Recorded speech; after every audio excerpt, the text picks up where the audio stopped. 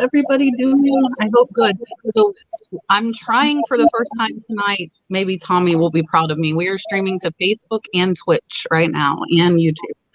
So thank you guys all for coming and hanging out with us. I appreciate it. And I will, let our guests introduce themselves. We have Jocelyn and Misty with us, and Julian is here as usual.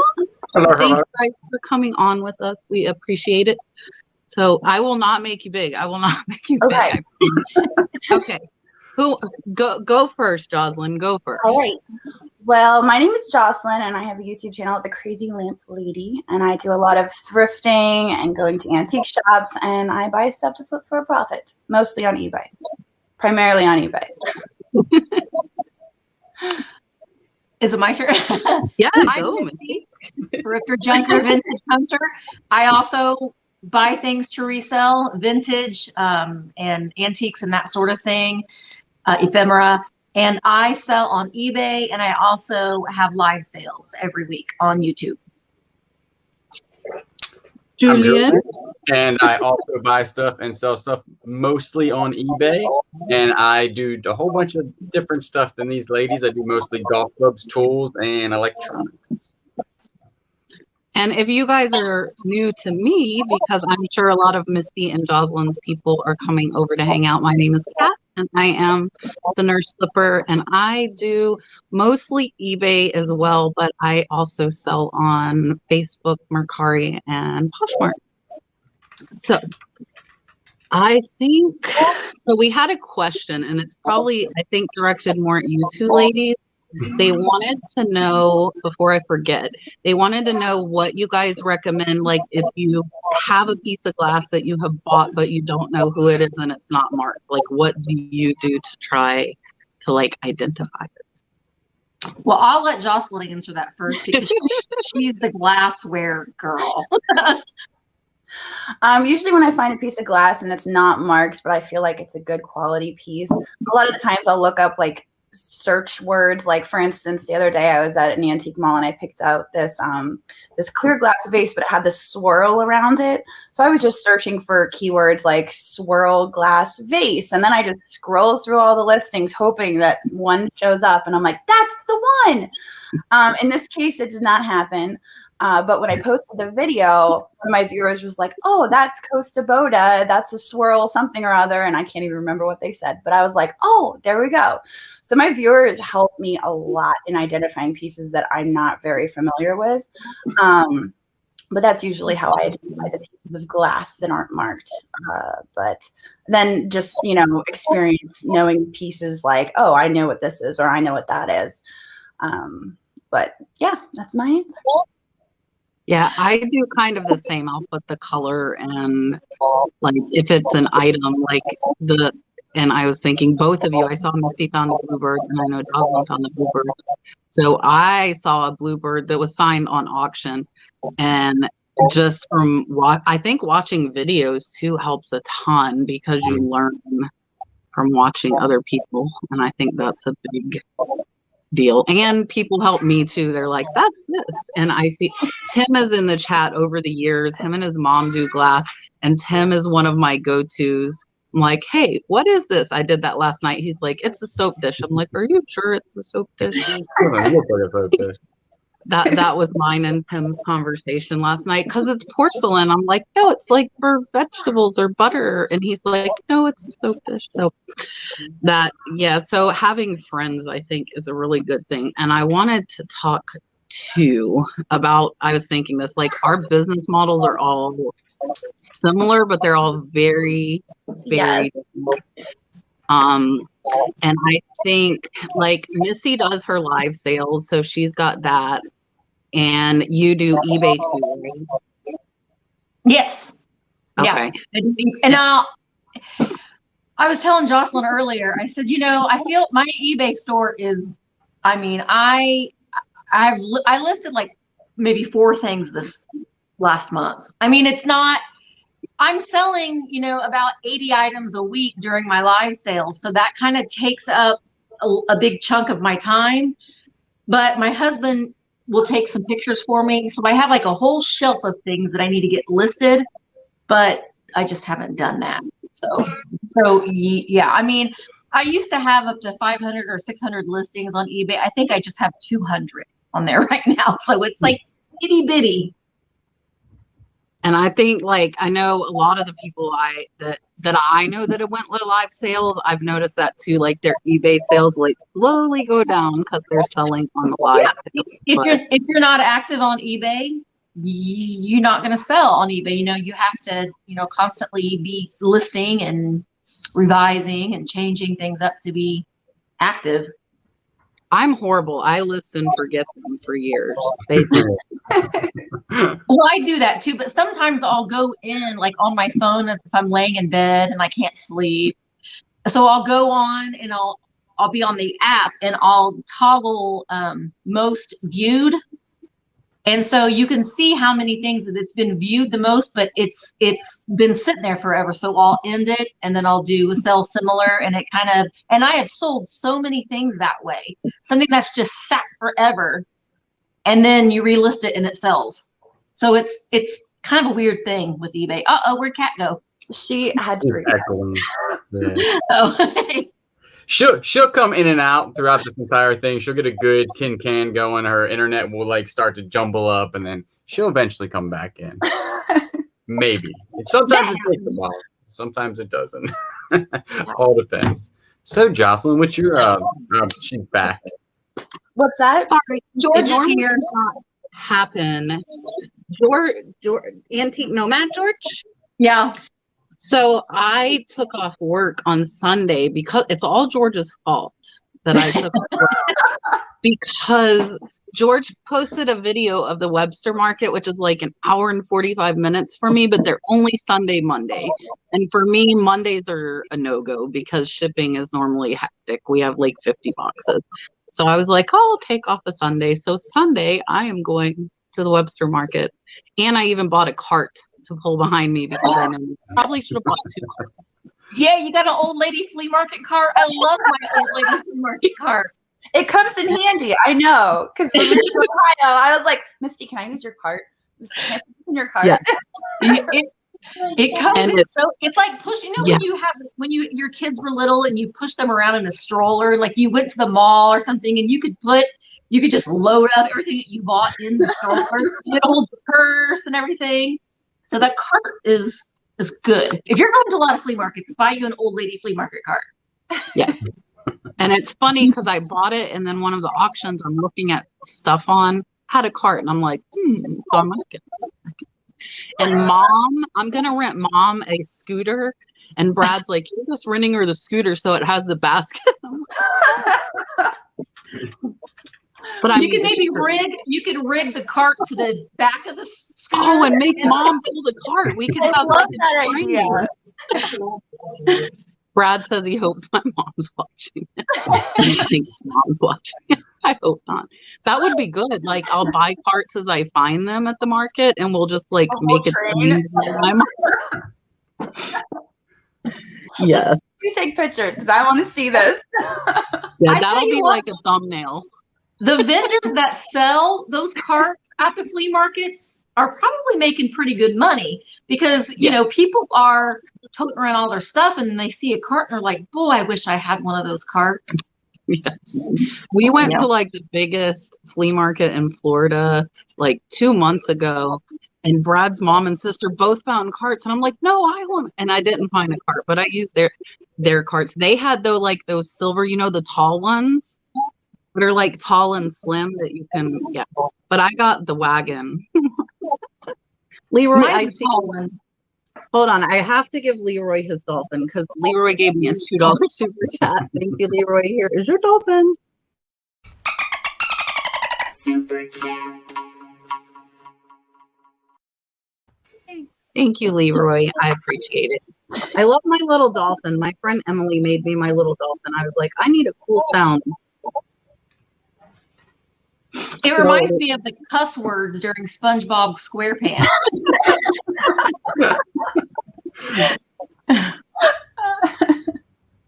Jose, I have not.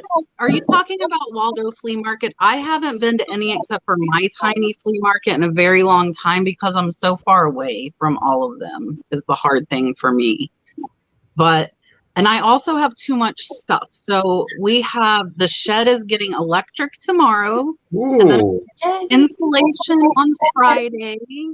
And then hopefully it'll get carpet.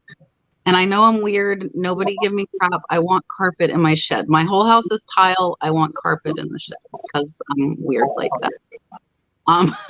But so I have too much stuff, I guess, is my answer to that. So I have not been pushing sourcing. I am sourcing sparingly enough to keep myself happy. Yeah, well, sourcing a lot. Well, that's the kind of the I mean, especially when you make YouTube content, you kind of have to go out and shop and source, and it's like a constant thing. And then I have like 6 hauls that I need to film because I just went on a really big shopping trip and I'm getting ready to go on another one. But yeah, you kind of have to, it's a cycle. You have to buy, and then, because people want to see you, they want to see you shopping. They want to see you shopping. They want to see you spending money. Yes. Trust me. Kayla said that's what I should do. I should buy a bunch of carts and make a booth at the flea market to rent them. Yeah. Kayla said her flea market has carts. My flea market does not have carts. And Judy's saying she was a vendor at Web. Thank you, Holly. I appreciate that. for the shed, for the installation. More Dolphin. Super chat. That's fun. Thank you, Holly. So I watched D Niman for like tips on YouTube, and he has his little like dancing song, and I was like, I need something like music or something to play. Fun. Yes. Dale is near you. You guys seem like, where are you at, Misty? Indiana? Oh, I remember. But so I know, Jocelyn, you have tons of glass. I went on my Goodwill today and all they had is clear glass. Clear glass, that was it. So the only way I find glass here is estate sales. It's nothing like I see you guys show, which is kind of crazy. But are all of the Goodwills like that? The ones near me are not. That's why I usually travel. You know, I'm usually like, hey, I'm driving 2 hours going to Goodwill. So I usually travel like 45 minutes to get to the better Goodwills. And by better, I just mean they have a lot more variety and a lot more stuff. For some reason, the Goodwills around me, they don't really have a whole lot. And I don't know if it's because it's a different county. So it's like a different manager. And I'm just assuming they're like picking out the stuff. Whereas if I drive farther, I have a better chance of finding stuff. So. Julian, we have a question for you. I know it's for you because you're the only gentleman on the here, tonight, which is not common. We normally are like, yeah, usually I got one other guy here, but yeah. I sell mostly like tools and golf clubs and some electronics now. I still I sold a piece of glass the other day. I learned it from you guys. So it was good. It was like $35. So I was excited about that. But mostly I'm getting into, because I live in a golf area with a ton of golf stuff. So it's very easy for me to source golf clubs readily available. So that's mostly what my stores become. A lot of golfing stuff. And I think that's important too, is to source what you have near you. I love glass and I love pottery, but there's not that much of it for me. Unless I find like an estate of somebody who collected, that's where most of mine comes. Okay. Roy and Kim, thank you. I want to say first, Roy and Kim just hit 10,000 subscribers. I think. Nice. So congratulations. They're great. To Roy and Kim. Okay, here's my dolphin if I can find him. Super chat. Yes, Roy and Kim, if you guys don't know, Roy grew up from around like pawn shops, and he did a great video talking about like jewelry, and I think it has like 200,000 views now about like how to distinguish the gold and silver, and it went like crazy. And he got thousands of Fantastic. I think that's what we are all. Well, I mean, Jocelyn's already done that, but the rest of us all ready for that one video. That's all That you one. need. That one video to set you in motion, and then you just got to keep the momentum. And I've been keeping the momentum for like a year and a half. That's pretty good. Yeah. Here's some. Then you have to like go and go. Oh, Andrea has another question about golf cups. Yes, they do. And I actually just ran into that. I just sold a club that was custom made, which I didn't know because the measurements were the same. But what they did was they weighted the head of the club, which it was like inside the shaft. It was a brand new club. I don't know much about golf clubs, like to the point where I can tell you the weight of them, what it should be, like what a 5-iron should be. But this guy, when he got it, he said this was a different weight than he needed. So it cost him like $38 to get it fixed, which I believe because it's expensive to work on golf clubs. So we fixed that. But yeah, that's one thing I haven't hit on in my videos, like the customization of golf clubs, because they need to be a certain size, like length, and then the weight and stuff. But I very rarely run into that, like a custom. This is my first one, and I've had to sell like 500, and I have 500 in stock. So it's not that I would think it No. wouldn't be that common to find Mhm. custom ones. No, Hold signs and dollar signs. I don't think I've seen you here before. I am a nurse in a big hospital. I work for the University of Florida in a different place every day. Lately, it has been mostly the emergency room and COVID. So I never know where I take that back. I know sometimes the day before, I know I'm going to be in the ER tomorrow, so I can mentally prepare myself for that. But Bless your heart. But I took off Sunday though, so I work tomorrow and Thursday, and then I'm off for 5 days, which that's not I bad. just have to like. Here we go. Wait, what? Okay, read it first, and then we'll do the dolphin. What is a bobble mug? Okay, hold on. I'm going to play the dolphin, and you're going to tell us what the bobble mug is. Super chat. That's not what it is. Well, it's a booby mug. Booby, not what? I called it a bobblehead mug. Where did I sit? It was a mug. We had a 4-way sale today on Michelle Comfy Cozy's channel, and Michelle sold a mug that had a naked woman front and back, and the handle was another naked woman. And when you it was like a stoneware. It was cool. And so Steve bought it, and he was so excited. There was more of that mug. Okay, Steve, Lisa. we'll do our best to find you one. Oh my gosh. So, Jocelyn, what was that you had the naked ladies on that you were showing? Like, the lamp the other night? Yes. And Andrew was like going way too far with it, and I'm like, let's reel this in a little bit. Hey, nudity sells. It does. Yeah. And I just bought a bottle that has 2 naked ladies on it. It's very Art Deco. It's a wave set bottle. So cool. That's funny. I just thought of George today because this is going to be like, why were you thinking of George? Okay. I was at Finders Keepers today, and they had those cups where like you fill them and then the clothes come off. Yeah. And he's always looking for that stuff, but these were men, and I hadn't seen men. Like usually they're ladies, and I was like, that's different. I didn't buy them, but I saw them and I'm like, oh, that makes me think of George. Because George likes naked things. Where is this going? George I don't know. I never know where this show is going to go. George has taught us that, Jocelyn. George has taught us that. He did. Yeah, he has taught us that. Hey, Kevin, I don't know if you commented before. Guys, we have almost 400 people in the chat. So if I miss you, I'm not ignoring you. I'm just not seeing it because it's going really fast. So I got to tell you something, and you guys, you can tell me if you think I'm bad or not.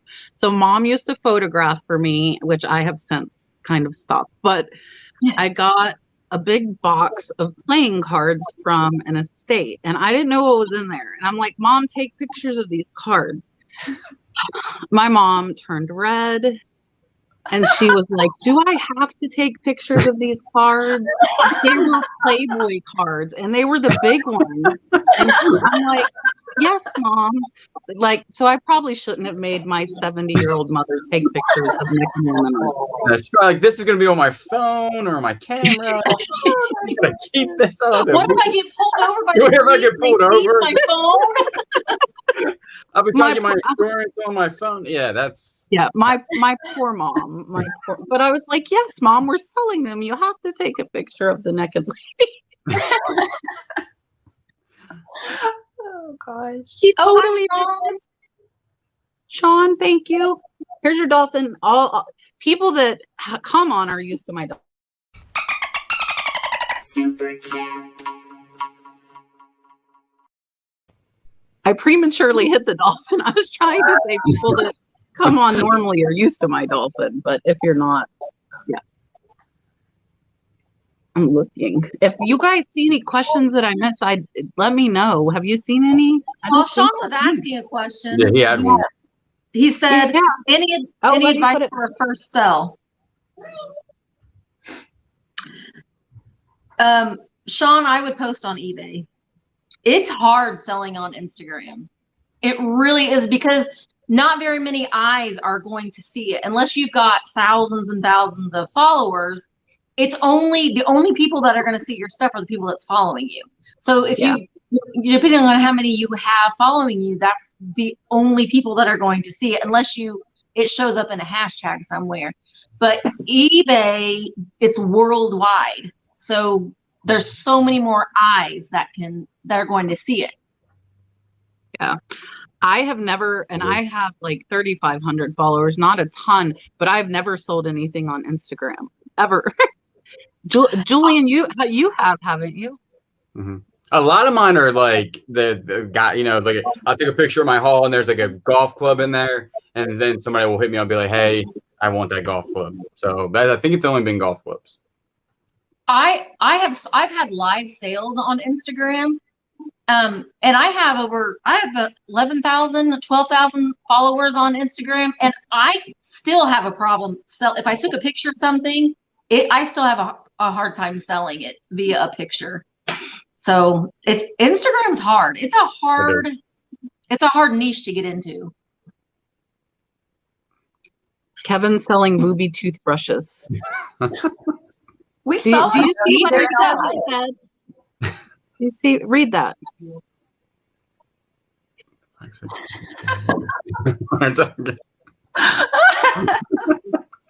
Well, there you have it. I would recommend eBay too. Instagram, I think, is so hard, but I think eBay, Mercari is really easy for new sellers too, because I think it's a little more simplified, but eBay has more eyeballs on it. Definitely. Sure. I see another one. The mystery flipper. Thank you for the super chat. I appreciate it. I know. Hold on. Whoa, I stopped the dolphin. That was a short dolphin. That was not a $4.99 dolphin.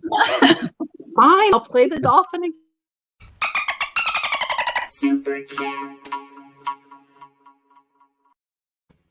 I didn't know if I hit it twice, it would stop it. Oh my gosh. Have you tried selling anything on Instagram, Jocelyn, or you're like strictly eBay, right? No, I'm strictly eBay. Mostly because like part of the reason we even do eBay is because when we had an Etsy, stuff would just sell so quickly and people would be messaging us for like a week, like, do you still have this? Do you still have this? And it's like, no, that sold like as soon as we listed it. So we just came up with this, like, we just do a blanket policy. We only list on eBay and we list $4 starting bid. So we do have people contacting us on Instagram, and if they watch a video, sometimes they'll hit us up through eBay, like, can I just buy that outright? But we don't do that, because then we'll get messages from people saying, I never saw that listed. Are you going to list it? And it's like, yeah. So more to be like fair, I guess, because you have so many followers, right? But you said you were thinking about starting Buy It Now. Are you still thinking about it? Yeah, I'm kind of on the fence about it. Now that we're paying, now that we're doing auctions, thanks, you started this. now that we're doing a lot of auctions and stuff, we're paying a lot more for stuff. Like we're paying up for things, and so it's a little bit scarier when we're paying so much to start things off at $4. Like that's always been my thing, but it was like we always got stuff for like cheap, and it was like, well, $4, we'll just across the board. But now that we're like paying $200, $300 for something, oh, I've got a siren going by. It just, is that me? Yeah, it is. So it makes it hard. I'm like, there's a siren. It's a little bit scarier. So that's why I've thought about maybe like right now, kind of shifting our whole plan and doing maybe some buy it nows, or even starting the auction price a little bit higher. But we're not there yet. You're blaming this all on me. What's that? You're blaming it all on me. We've got like some serious sirens going by. Ooh. I can't hear them. Here. Oh, now I hear them. Yeah. I'll mute. She's muted. I guess I might have started because I told Jocelyn she needed to look on online auctions. Now I can talk and she can't talk back. I can say that. But here, we'll play the dolphin now since. Okay, yeah, you got a super chat. I got it. I have a child too who decided to come. We will answer your question when we come back. Super chat.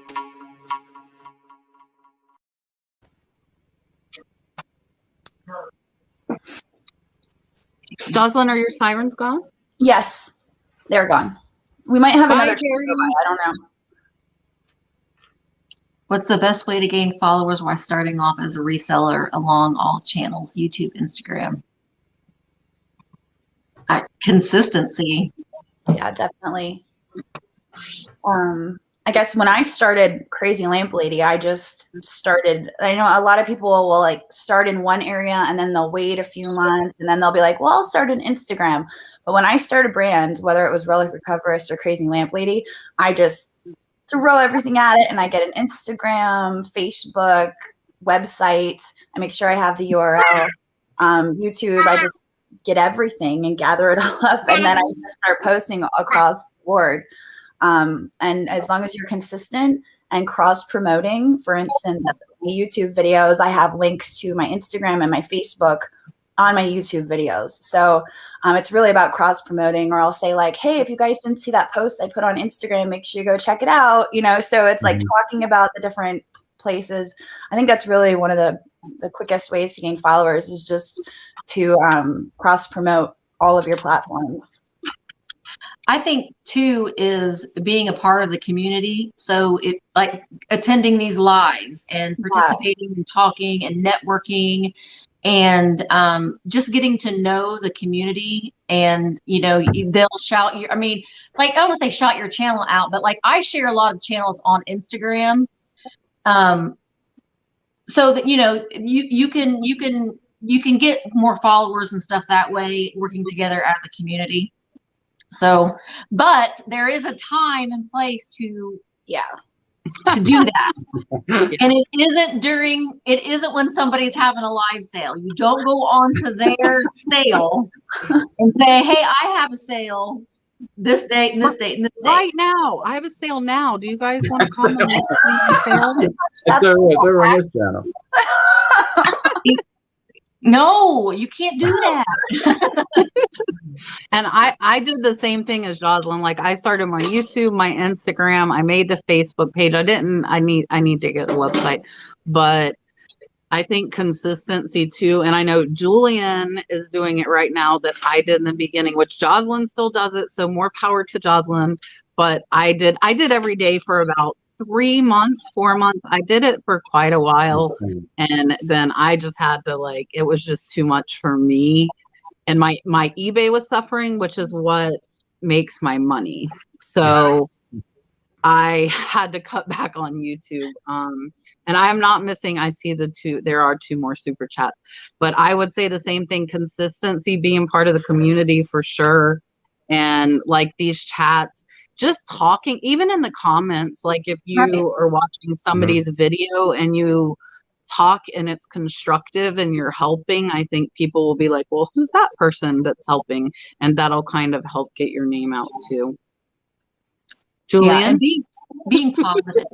Yeah, I mean, I would agree with everything y'all just said. Really, that's I'm trying to not let him like.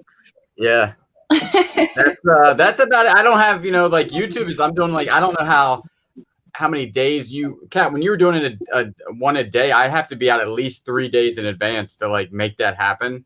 Because if you know what I'm saying, like right now I'm doing it like that day, which is pretty difficult. I did like pre-record like 4 or 5 days in a row, which was nice. So I had like a week to like not do that, but consistency and definitely like I have more followers on Instagram than I do YouTube, and just don't get like down on yourself. Like, you put out a whole bunch of content. If it doesn't like immediately show followers, just keep doing your thing. Eventually you'll get out there. Yeah, I do videos every day, but not on the weekends.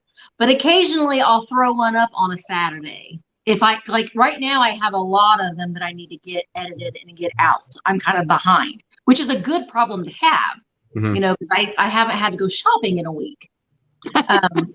So it can be hard. It can be hard to get those videos out every single day.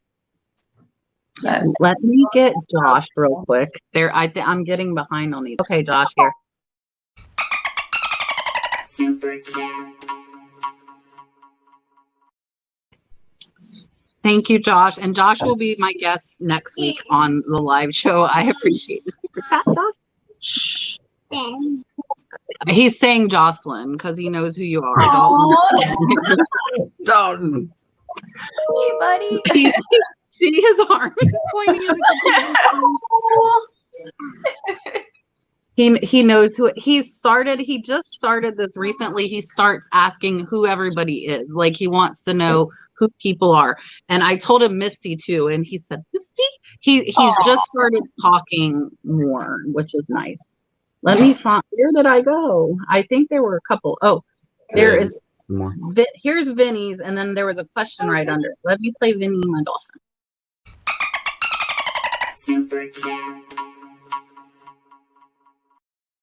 Was a question, and I saw Jose said, so Dalton's the same. Dalton loves that dolphin sound, and he like goes crazy like fish. Jose said I think he said grandson is in the room and going crazy every time. So Paula is wanting to know, what about those that aren't on YouTube? I would say eBay, because eBay, like I know a lot of people complain about the fees on eBay.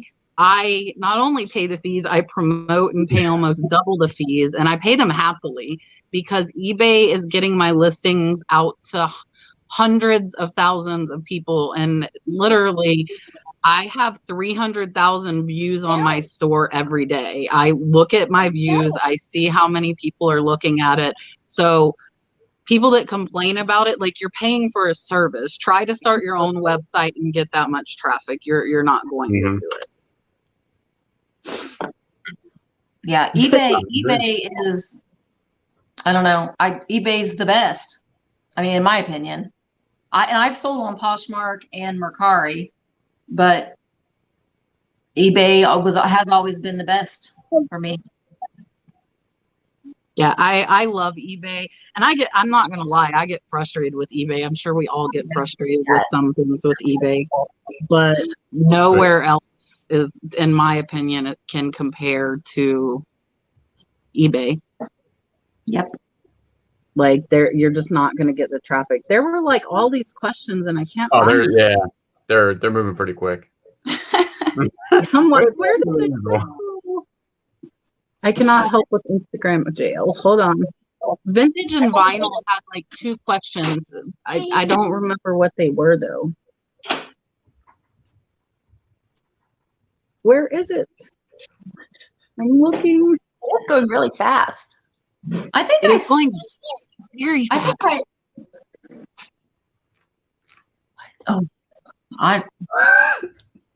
Vintage and Vinyl, put your questions back in. I know I saw 2 questions from Vintage and Vinyl, and I cannot remember them. I saw them. The Flipping Sports Guy, I tried on Twitter. Dave, if you don't stop that, I tried on Twitter and I will still sometimes share, but I haven't had I don't feel like I've gotten much from Twitter. What about do you guys use Twitter at all? I don't No. No, I think my Facebook automatically pushes to Twitter. So but it posts as Relic Recover Us. It doesn't post as Crazy Lamp Lady. So everything I post on Facebook automatically goes to Twitter. But I don't actively check it so I don't know what's happening over there with my account. If people are leaving bad comments or what's going on. Kevin, that is not nice. That's pretty good though. Kevin's gonna start buying all the new YouTubers websites and then sell it to them. That's gonna be his new side hustle. Not a bad idea. Renee, thank you. Let me give you your dolphin. Super chat. I wish I could record him woohoo every time. I'm so excited. Yeah. So Aaron's saying that's the thing too. So it's really hard. And Julian, keep this in mind. When you start doing daily videos, that's what people are used to. That's what they expect. And then I pulled back and it took 2.5 months for my views to even back out because I just went to 3 times a week. Well, not only that is you'll get 500 emails. Are you okay? Are you okay? Are you live? Are you okay? Is everything okay? But yeah, it's good. I mean, the next video is going to be staring at the camera, just I got nothing to say, guys. I'm just going to sit here and stare at you for 10 minutes. So that's my next video. Probably not working. Dalton just took apart my microphone, which luckily I'm not working or not using. Look, he took the battery. I looked down and he has 2 watch batteries that go to my. Oh no! I hope batteries I saw now Katie's, are on the floor. Katie's question was: is it better to post videos in the morning or in the evenings? Jocelyn, you're the pro. Jocelyn. You go.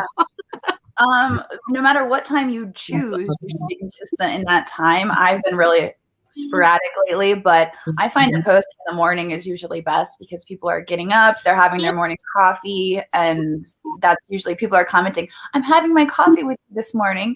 And so I think, versus my Relic Recover Us channel, and it's weird how the demographic is different because on Crazy Lamp Lady, I think it's 80% female, and over on Relic Recover Us, it was 80% male. So on that channel, I'd post during lunch break because I knew a lot of them were working, versus Crazy Lamp Lady, where there's a lot of, between 35 and 65 stay at home.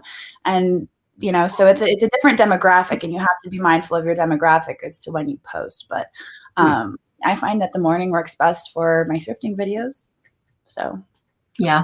I think just knowing who your demographic is, and you can look in YouTube Studio to see what your age range, because I know for my age range demographic, I know that they're up earlier in the morning and they're having a coffee. And I used to post my videos of the evening, and they just have done so much better posting them. I post mine at 8:30 every morning. Well, usually, I mean, sometimes it's 9 o'clock, but I try to make it 8:30. See, and mine do better if I drop between 7 and 8 p.m. So Dalton's now showing you the batteries he took out of it. He's like, this doesn't work anymore. I love this. One of them is now missing on the floor. Okay, they see it, buddy. They see it. Dawn's like, you need to buy another one of these on eBay. This one's my mom needs it. But yeah, so mine do best if I drop at night, but a lot of times I drop during the day just because it's more convenient for me, even though I know the videos I drop between 7 and 8 p.m. at night. And I used to do it at 8 p.m. on the dot I was doing it every night, but every time I do a video, and I got away from that because if I want to go do something, I see it. Yeah, I think that in the morning or in the evening is the best time, because even when I look at like my viewer, like in the past views in the past 48 hours, they do one of these. The morning is a spike and then it goes down, and then the evening is another spike. So probably either morning or evening is when the most people are watching.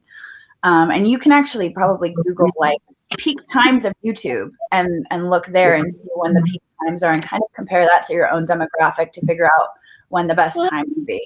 And you can play around with it too. I mean, like for a little while, you could be like, well, what happens if I post it in the morning, or what happens if I post it in the evening, and just kind of see how your viewers react to it.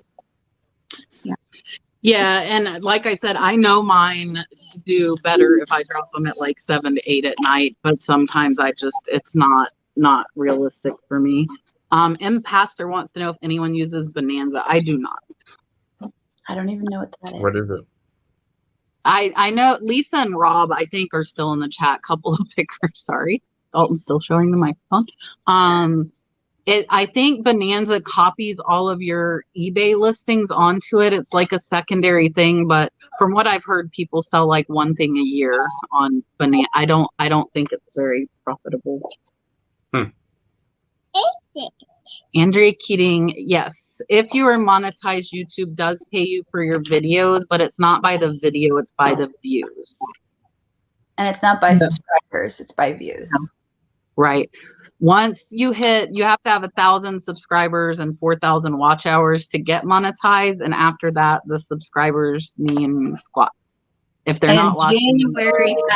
January has been poo-poo as far as ad revenue. It usually Mine's gone down like by, gosh, I think almost 50%.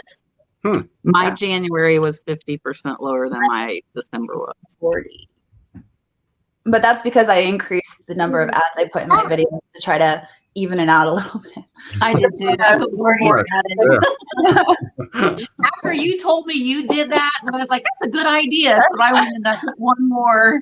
There were some people who complained, but I mean, at the end of the day, YouTube is a part of how I make my living. And so I need to take a 60% pay cut. You know, granted, I am a reseller and I am a YouTuber. I say they're both my full-time jobs because they really both are. But they both work together to support my business. So I need to make sure that one doesn't fall. So Interesting. I didn't know it fluctuated that much. I'm not monetized or anything, so I had no idea that it fluctuated from like 50% down from. Yeah, January is a bad month because, when you get paid off of ad revenue, all of the companies are like spending a lot of ad revenue leading up to Christmas. And so they spend all their advertising budget coming into Christmas. So December is usually the best month on YouTube. And then after that, the advertising budget's all gone. It's January. And so they drop their advertising. And then they have to, a lot of companies reevaluate their advertising budget in the months of January. So it usually has to build back up. And then the next year, December again. December. I'm still forward to December. That's interesting. I didn't know that. Yeah, And I know a couple of people. And it's hard too because, if you're putting out daily content, so you're doing the same amount of work. Yes. And you're getting paid 50% less. Yeah, and that's a lot. I mean, 50% is a good cut. Yeah. So like last month, I got 2 million views in 1 month. This month, I got 3.5 million, and I made less than last month. Jeez. So. But really the important numbers that I try to look at, you look at what your revenue is, but the important numbers for me to look at is your channel growing? Like, are you getting subscribers? Are your views going up? Are you maintaining your viewers? Those are like the kind of the important numbers to me to look at. Of course, the revenue part is nice to look at, but sometimes, like this month, it's not so nice to look at. So, it's very confusing. YouTube, it's very confusing, all that stuff. I just look at a couple things and then I let the rest go. Yeah.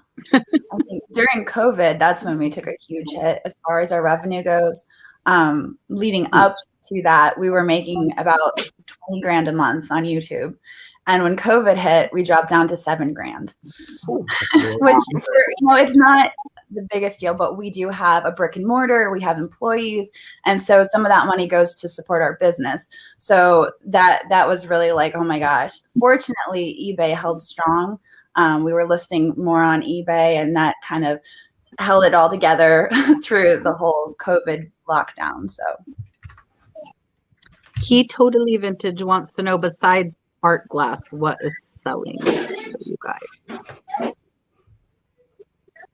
oh, that's the neighbor. I might have to mute my mic. We sell a lot of art glass. We've been selling some pottery. We sell porcelain. We sell a lot of fragiles. And a lot of people are like, how do you do that? Walter. I have a Walter. Walter is Andrew's son, and he does a lot of our shipping for us. He is in charge of the shipping department. And yes, he is an employee. We pay him. He's not free labor. Part of that, He's not locked in the basement somewhere. He does live under a roof, though, so it's free room and board. But yeah, so we sell a lot of fragile stuff. I do too. I sell a lot of kitschy, like the planters and the figural things. Really, just I now, since I have been talking a lot to Jocelyn, I have been getting a little bit more interested in glassware and things like that. But and like Fire and Light, Yvonne has got me looking for Fire and Light glass, and I Have you found it? I did for 50 cents. Oh yeah, I remember $1.50 off. I remember now. I have not found it, but like mine, seriously, my thrift stores have like all this clear, cheap glass. It might not all be, but I really think most of it is. And mine that I go to, at least the one I went to today, is like in a college town, so it's mostly college students. And I'm wondering, and I should have checked today because there's a Goodwill on the other side of town. I should have went there and saw if there was more there. It's just when like Dalton was with me and I have a screaming 2-year-old, you don't want to drive even further. So yeah, it's hard when you've got little ones, and like you're working another full-time job too. So I mean, when I do go shopping, I'll do like a 2-hour radius. So I will travel about 2 hours. I do go to thrift stores, but that's not where I find the majority of my things. I mean, I shop at antique malls and flea markets, and that's where I find the majority of the things that I resell. Goodwill just doesn't cut it for me. It's just, there's nothing there. I mean, I still go and check, don't get me wrong, but there's just not much there to choose from. So I always say, don't rule out sourcing at antique malls because you can find some good stuff there, especially depending on what area you're in. In my area, people like primitives. And so I can find a lot of mid-century modern pieces down here because nobody down here really decorates with that. Huh. And Julian, you're doing most. I've been doing, what have I been doing? I shipped out a $500 wheelchair today. So I saw that. That's pretty legit. I don't limit. That's the second one. I bought 2 and that was the last one, but I don't limit myself. I sell everything. If I can make a profit on it, I will sell it. And I've been doing really good with selling higher profit items. I sold that. I sold a Linux Lazy Susan for $300 that went out today too. So for me, because I have so much of a death pile, if you guys don't watch me, I have a lot of stuff, that is not listed. And so but sourcing is kind of what drives me to list. So I do still go, but I'll only get kind of what I can list in that day. That's kind of my deal with myself. So I don't add to the piles, but I have been only picking up stuff that's like $50 and higher, which is hard because I see a lot of $20, $25 stuff. And I'm like, no, like because I have piles of so much $15 and $20 stuff. I don't need any more $20 stuff. So yeah. The wheelchair cost, they paid $140 and it cost me $80 to ship it through UPS. Priority mail would have been 140 exactly, because I did calculated, so I had it exactly right. And I will tell you guys the reason I had it exactly right, and you can do this for a lot of stuff. I went on the website for the company on the specs, and it tells you how tall, how wide, and how much it weighs. Smart. So I knew exactly what it weighed, which was good. But so I was perfect on that. Shanessa, I think I said that right. Jocelyn, why are we seeing your pants? You see my head on Jocelyn's bottom half. Do you use their recommended amount for promoted listings? I do not. I am a heavy promoter, and I know what Julian's doing. I'll let him talk about it too. We talked about this a little bit last week, but I promote at trending plus 4%. I promote very high, and I feel like I get a good return from that. I have tried less. I did 2%. I feel like it gets me more of a return using promoted, and that's one of the things too. And I'll let Julian say what he's doing, but Julian does a lot of auctions. Jocelyn is all auctions, so I'll let them tell you as far as the 7-day. But the nice thing for me about auctions is I don't have to pay the extra promoted fee. Like I just sold a $400 water conditioner thing, and I was like, oh, no extra $40 for a promoted listing, which was nice. But Julian, tell them what you're doing for promoted. I've actually in the beginning, like probably 6 months ago, was promoting everything, and then recently I have stopped promoting everything and moving like most of my stuff to auctions, but golf clubs. I don't auction golf clubs. The trending golf club promotion is only 2%, and that's one of those things is that I'm selling like older golf clubs that are kind of like you're looking for that specific one. So it's not like there's a lot of them out there. You know, there's might be 20 listed and 20 sold. So most of those are pretty high in demand. So for me to promote it, it might sell like 3 days before an unpromoted one sells. That's just my thought process. And I have a pretty good turnaround on golf clubs. So, but my auctions, I do like that. I actually got that from y'all talking to Jocelyn. She does all auctions. I'll give it a shot. I mean, it did. I don't do well with auctions. I'll put some things on auctions. I think I only have a couple auctions now. I think it's important to experiment. Mm-hmm. I think it's important for you to, try it at 2%. And then the next month, try it at 4%. You're not going to get charged those fees unless the item actually sells anyway. So you're not going to hurt yourself, in advance. So only if it sells promoted. It might not all sell promoted. Like not everything sells promoted. Okay, Jocelyn, you're the auction master. So when is the best time to start a 7-day auction? Well, I've heard that the best day is on Sunday, or to have it end on Sunday. What we do is it works for us. It's not going to work for everyone. And part of the reason it works for us is because we have, I think, 21 or 22,000 followers on eBay. So we run all auctions starting at $4. And we came up with that number just because we cost average. So we buy a bunch of stuff and it cost averages to around $4. So we start everything at $4. And I think people know that we do auctions, so they come looking for the auctions, and we start them 7 days a week, starting at 7 o'clock, and run them for 5 days. So between 7 and 9:30, we usually set live 20 to 30 auctions. And we just let them go throughout the week. So 7 days a week, that's what we're doing, starting at $4. And I see Dagny actually over here in the chat. She actually helps us list. So we do have 2 employees who help us list. One of them is Dagny, and she's over there in the chat.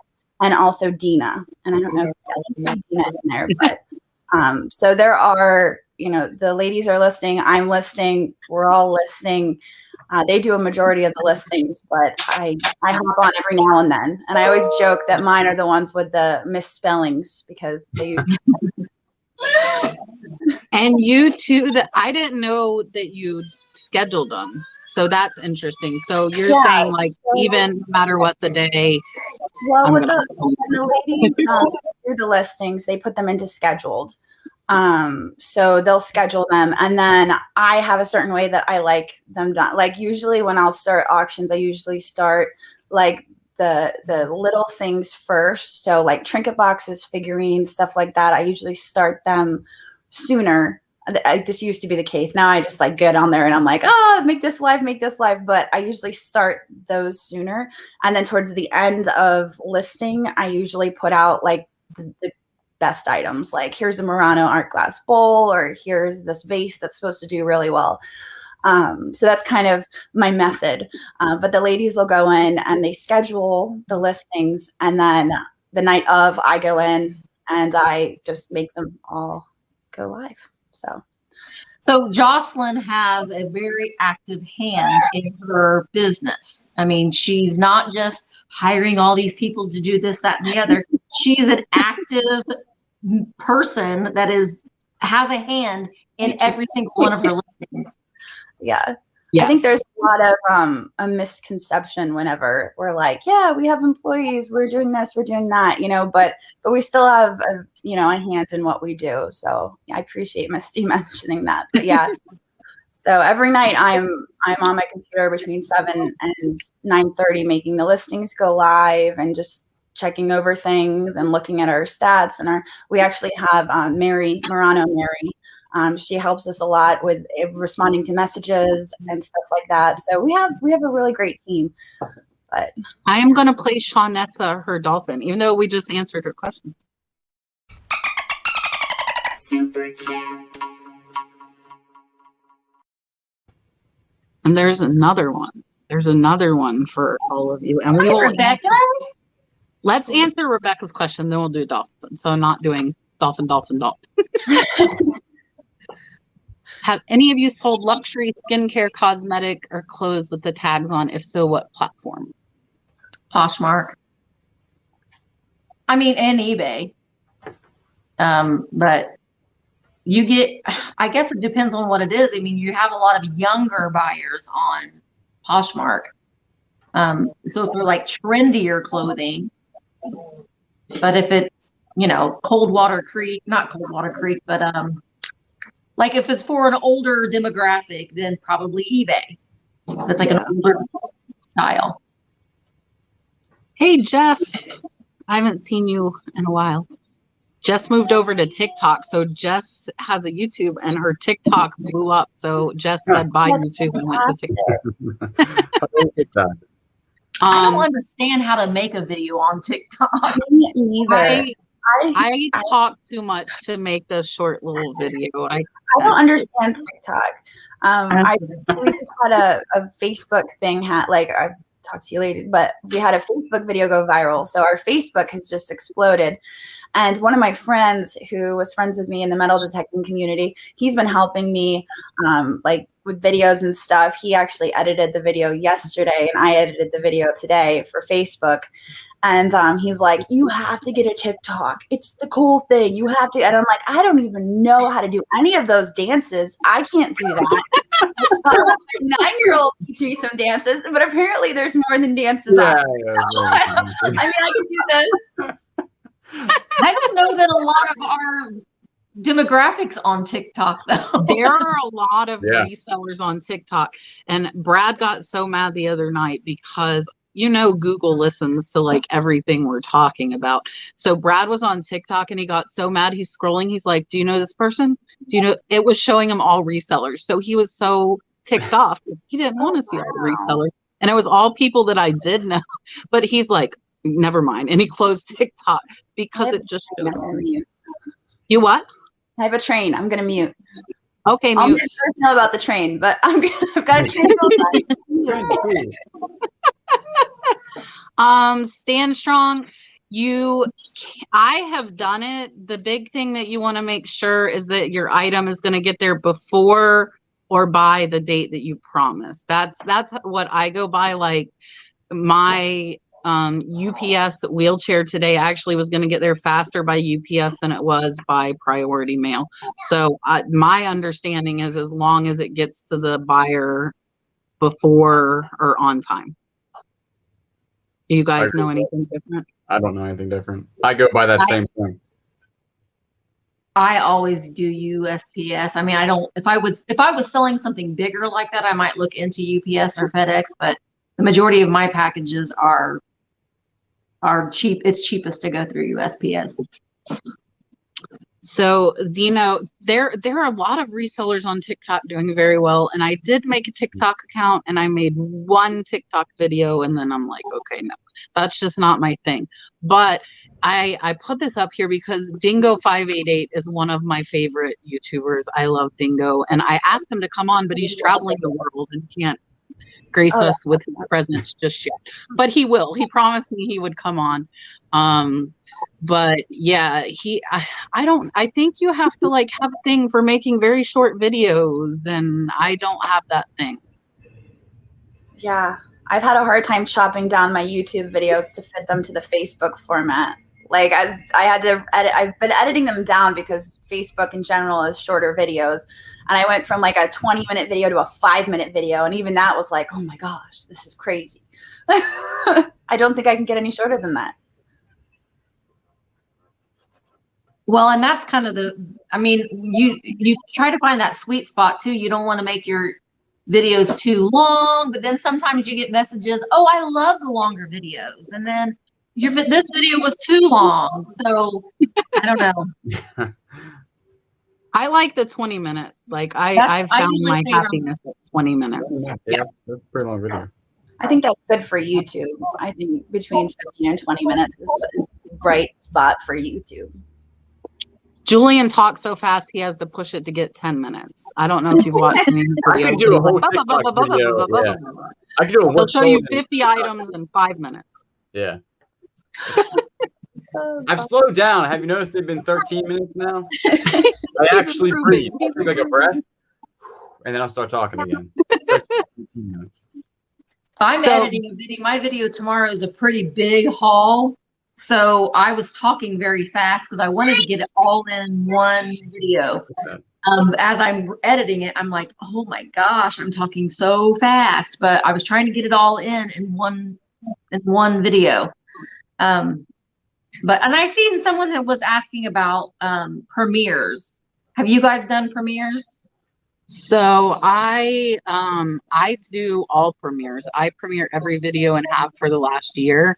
And I have heard that it can hurt your YouTube. Really? I've heard that.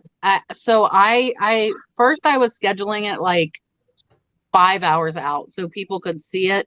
But what they say is like people are going to click and then they can't see your video. So they don't want to wait 5 hours to see your video.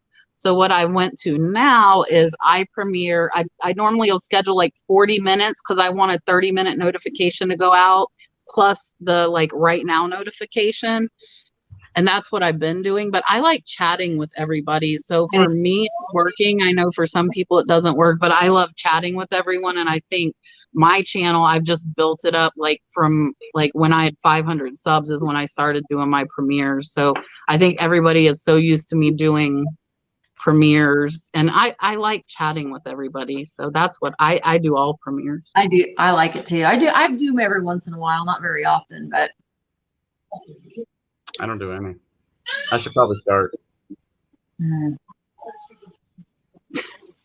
Brad has decided to switch over the axolotl's fish tank right now.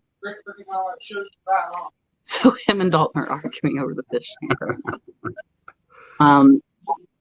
But yeah. So I mean, it's kind of, I don't like myself as far as I don't like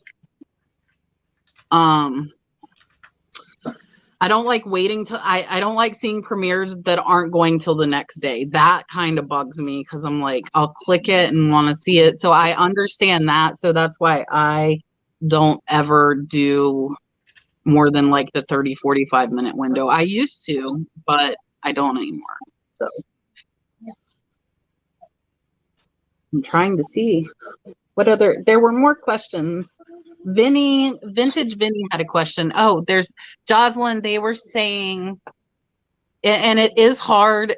I typically, with my Thrift With Me videos, it's very like and mine is 2 years old. So it's almost impossible for me to film with him because just does not work. So I have to go by myself if I want to film. But it's hard to film and like, especially if you're comping. Yeah, well, I'm fortunate because Julia enjoys it, and like my earlier videos, she was in a lot of my videos. She's used to it. She enjoys it. In one of the videos we did, I think it was 2 years ago, she was actually picking stuff out. And I'm not sure how many people have been following us that long, but she picked out this little ceramic fish dish. And I was like, do you want to buy that and, you know, sell that for a profit? And she's like, yeah. So then a few days later, my dad asked her, well, what are you going to do with the money? And she was like, well, I want to give it to kids who are sick in the hospital. So like, that was like, you know, one of those moments. But we ended up raising money for Alex's Lemonade Stand Foundation. And we did a fundraiser for them. And so she really enjoys it. She enjoys going out. And I think that whole, like, she got to pick something out and then it got to go to, like, so she really enjoys it. And yeah, so. Yeah, I'm hoping Dalton likes it because my older two do not. They're like eye rolling. So I'm hoping Dalton does. And you saw him trying to show you the microphone. He knows how to show stuff to the camera because he's been watching like my videos. But Kevin, I know, is in the chat, Commonwealth Picker, and I don't know if you guys have watched him, but his kids have their own store. They have the Homeschooling Hustlers, and they do save $1, spend $1, donate $1 for every purchase they sell, which is super cool. And like the kids know, which is awesome to do that. So I think as Dalton grows, I think that would be something like fun to do with them where they learn saving and they learn giving, you know, at the same time. I'm trying to. Trina says she looks just like you, Jocelyn. She's my mini me. I hope they keep liking it though, because you know my older kids never liked it, and I've been reselling off and on for years. They never had like any interest. So I'm hoping Dalton, since he's like started since birth, maybe it'll be like ingrained into the brain. Maybe. Josh has a question for you, Jocelyn. Will I do any more metal detecting? Yes, someday.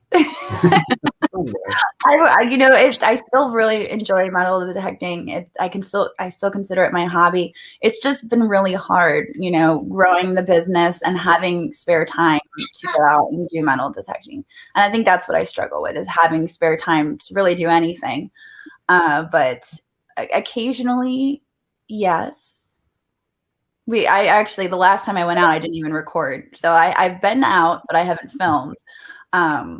But we got a really cool permission that I'm eager to go check out, but it's a little chilly right now. So a little bit of snow. A little bit. I showed you that today. I was like, and this is what it looks like. You didn't know. I do not. So it snowed in Jacksonville, where I grew up in Florida. One time it snowed in like the 80s. And then other than that, I've been to Tennessee twice and seen snow then. Other than that, I have not.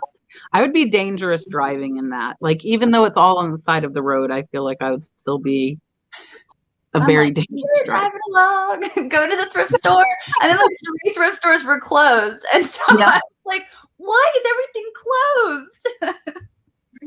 No. Nothing is going to prevent her from getting to the thrift. I'm going to the thrift store. All She's closed. dedicated, people. She's dedicated. 45 minutes, and they were all closed. Except keep on driving. Somebody will be open. Yeah, if you just keep driving south, eventually. Danny's saying she has a half acre she needs. I told Jocelyn, like, if Jocelyn ever comes down here, my house is a 1942 farmhouse, and I have 11 acres. And we found a big porcelain gas sign in front of the kitchen. They had it using it to cover the drain. Oh, wow. And I sold it for $250. But I'm like, if that's in my yard, like, what else? If they're using this to cover the kitchen drain, what else is in its yard? Very in the backyard. Yes. Who knows? Yes, a ton. I'm not. The crazy thing though, when I was in Tennessee, it didn't feel as cold because I think Florida's so humid.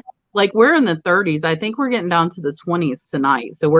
And 2 days ago it's 80 degrees and we're outside. That's the annoying thing about Florida. It does not stay the same. But it's way colder in Florida than I felt it was in Tennessee, even when it was snowing, because I think our humidity makes it feel colder. I don't like the winters here because it's gray. It's like the sun is rare, it seems like. And it affects my mood when it's gray. Vinny wants to know, did you notice that city thrifts close a lot later than country thrifts? I don't usually go to very many country thrifts, but I noticed all the antique malls close at 5 and the thrift stores close at like 8. So that's usually why I'm like, I'm going to the thrift store now. Yeah, here most of them close at 7, which for me is frustrating because I work in a city that has a lot of thrift stores, but I get off at 7:30. So if they stayed open till 8, I would be like happy because I could just like swing by. But they close at 7. All the Goodwills here close at 7, and the little ones close at 5. Like my little thrift store closes at 5. So Wow. And they're all closed on Sunday here in my town. They're closed on Sundays. They're not open. Which I work most Sundays, so that is not too bad. Vintage and Vinyl has a question. I think Misty is probably the best, maybe answer this one. How early should you start promoting a live sale? I usually the day before, but I just promote the crap out of it on Instagram, where you're just posting, you're giving people teases, you're teasing them with some of the things that you're going to be selling. And then I'll put something in my community post the day before. And that's really about it. Usually about an hour before I go live, I'll put out the little thing where people can wait. But I think if you do it too early, people will forget. Yeah. Somebody asked, and I can't find it again now, what part of Florida I'm from. I am in North Florida. I'm actually very close to the border of Georgia. So we get like the 20s and 30s here. I'm not in South Florida where they don't get that cold. I would like to be in South Florida, but I am not. My mom lives in Naples, Florida, and she said it's supposed to be like 45 degrees there in the morning. And they're pretty south. Yeah, they're like 5 hours south of me. And I think 29 is the low, and I have to get up and go to work at 5 a.m., which is not very nice. That's noon, 29 noon or 29 degrees. That's like it's noontime. 29 degrees. Oh, there it is. That's who asked. I was like, I knew I saw that question. I like see it and then it disappears. Yes. Florida is really bad, and I don't know if it does this everywhere, but Florida, this has happened multiple times, and I've lived in Florida my whole life. It will be storming in the front yard, and literally it will be sunny in the back all the time.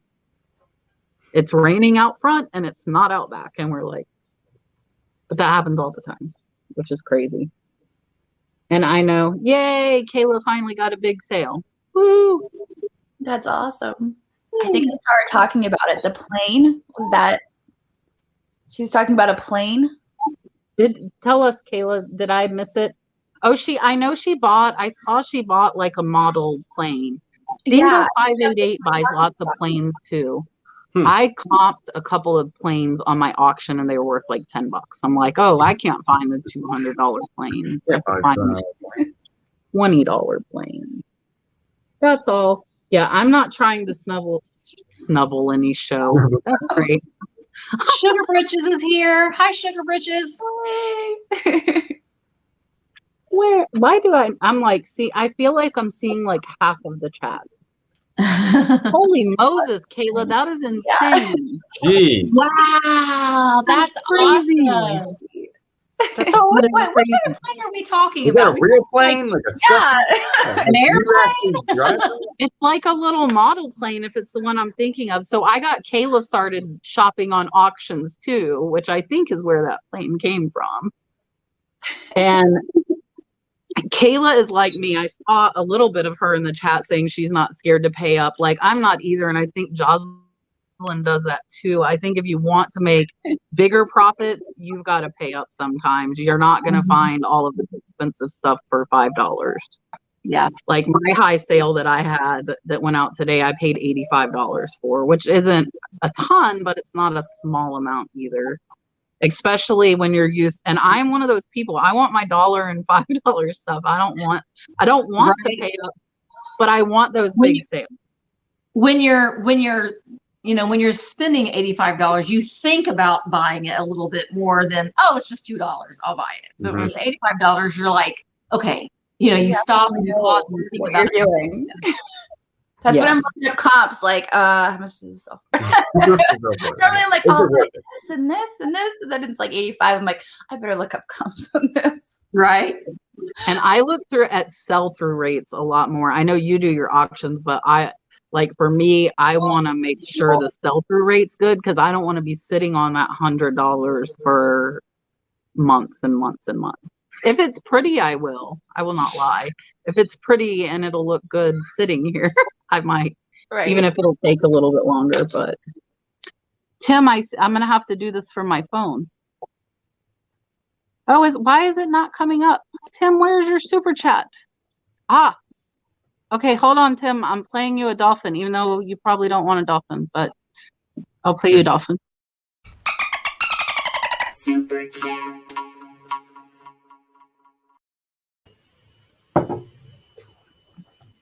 I would say that's probably towards Jocelyn primarily, but Misty can probably answer as well because Misty has quite a following as well. Well, like 90% of my viewers are probably vintage collectors and resellers. I mean, that's where my market is. That's what I buy. That's what I sell. Maybe 80%, but. Yeah. Do you think it's heavier on the collectors than it is the resellers? Yes. Yeah. I'm trying to think, like, my comments and stuff, but yeah, I think there's a lot of collectors. There's a lot of people that like just enjoy the shopping experience and watching my videos and don't really necessarily want to buy anything. They're just commenting that they enjoy, like, oh, I love, everything's on lockdown and I enjoy shopping with you. So I have a lot of those type of cards as well. So it's kind of like a nice mix. Yeah, and I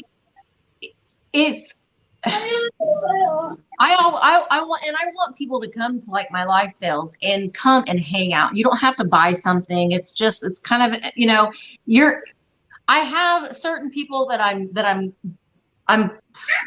what I'm selling and I'm specifically going out and buying those things. So, and it makes it a lot, because I used to have a brick and mortar, so I would buy different things for my brick and mortar than I do for these live sales. So it makes it a lot more fun to go shopping because I can look at something and I'm like, okay, I know I have like 5 people that will like that, or you know what I mean? So you're kind of curating things for people that that it's a thing that a lot of people like. And you can, like, doing the live sales, you're actually seeing that. You don't have to look at, graphs and charts and stuff on eBay. You're actually seeing it and seeing how many people bid on something or how many people want something. So there's that many people that wanted that one specific thing. And I think, like, for me, and Tim is almost all glass. Tim started very close to when I started my channel, and he does almost all glass, but he does like some like vintage, like, clothes and some cool hats and stuff. I think it's really, like, I don't think I have a lot of collectors at all because I'm all over the place. Like, you never know what I'm going to show you that I sold. So I would put money that, like, mine is almost 100% resellers because I don't stop. So I don't think, like, for me, and that's the whole, like, you got to build your business model to what works for you. I don't think that live sales would work for me, because I don't get hardly any viewer sales. I don't get that because I don't think anybody ever knows what I'm going to buy next, if that makes sense. Yeah, it makes sense. But I don't know. because you had a live sale, you would get people there and they'd be hanging out, and sometimes people want to buy something because they want to buy something from you. Right.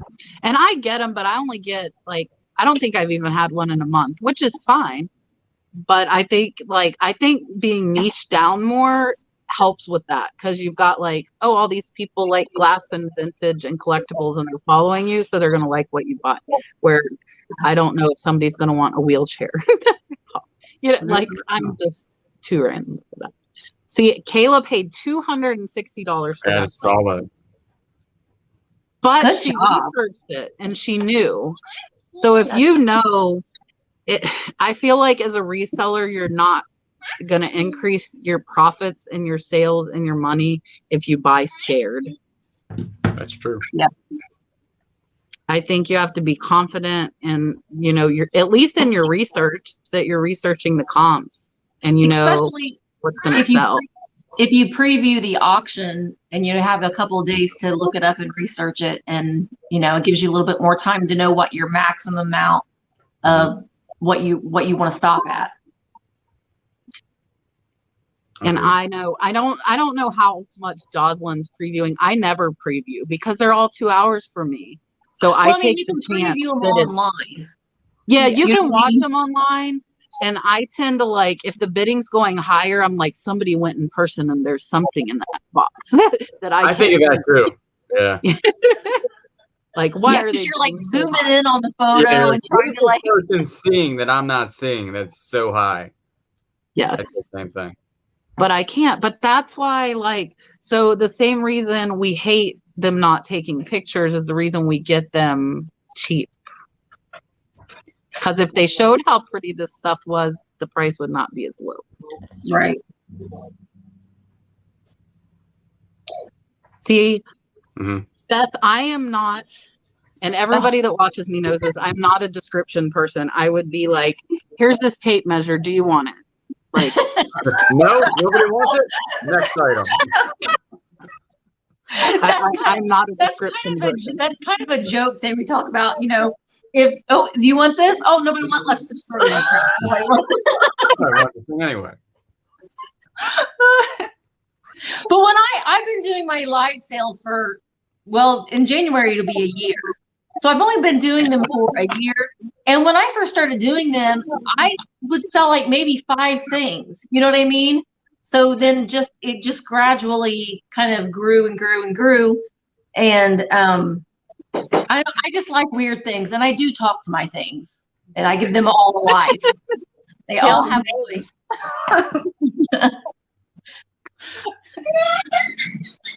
Oh, gosh. Dalton's having a fight with the fish tank. Well, so we got the axolotls, and then here he comes. He's mad. He's coming to tell on Brad. I'm gonna tell Mom on you. Come on. Oh. He doesn't want Daddy put the dogs out. I'm sorry. How could he? Yeah, they got to go outside.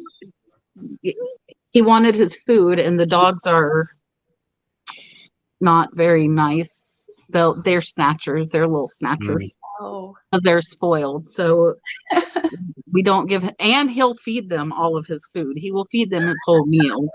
And he will ask you for extra food to give the dogs.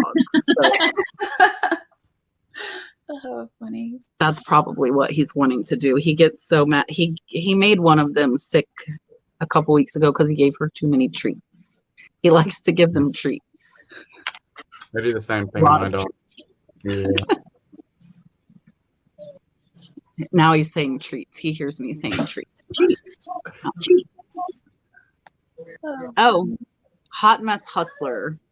And I will answer, and then I will let you guys. I do not like shipping big China sets on eBay. It is very cumbersome and risky to me. The last set I sold, and I was happy I sold it, and it was not listed together, and somebody bought it all, and I'm like, man.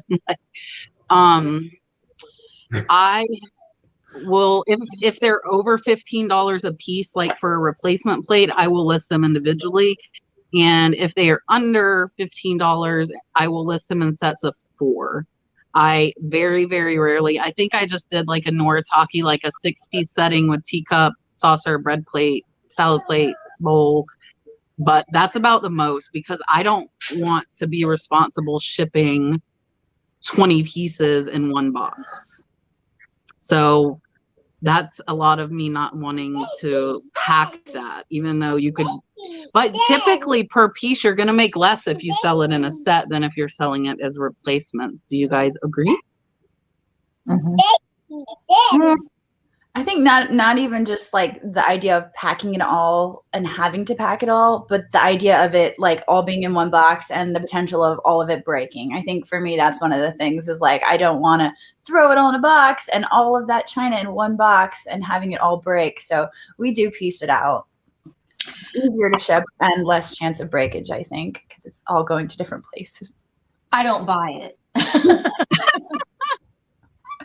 I don't. You know, you have to, sometimes you have to buy, I usually tend to buy things that I get excited about. Sure. And I don't get excited over China. And it just, I don't know. It never sells for me when I have bought it. So I don't even look at it when I do a lot of China.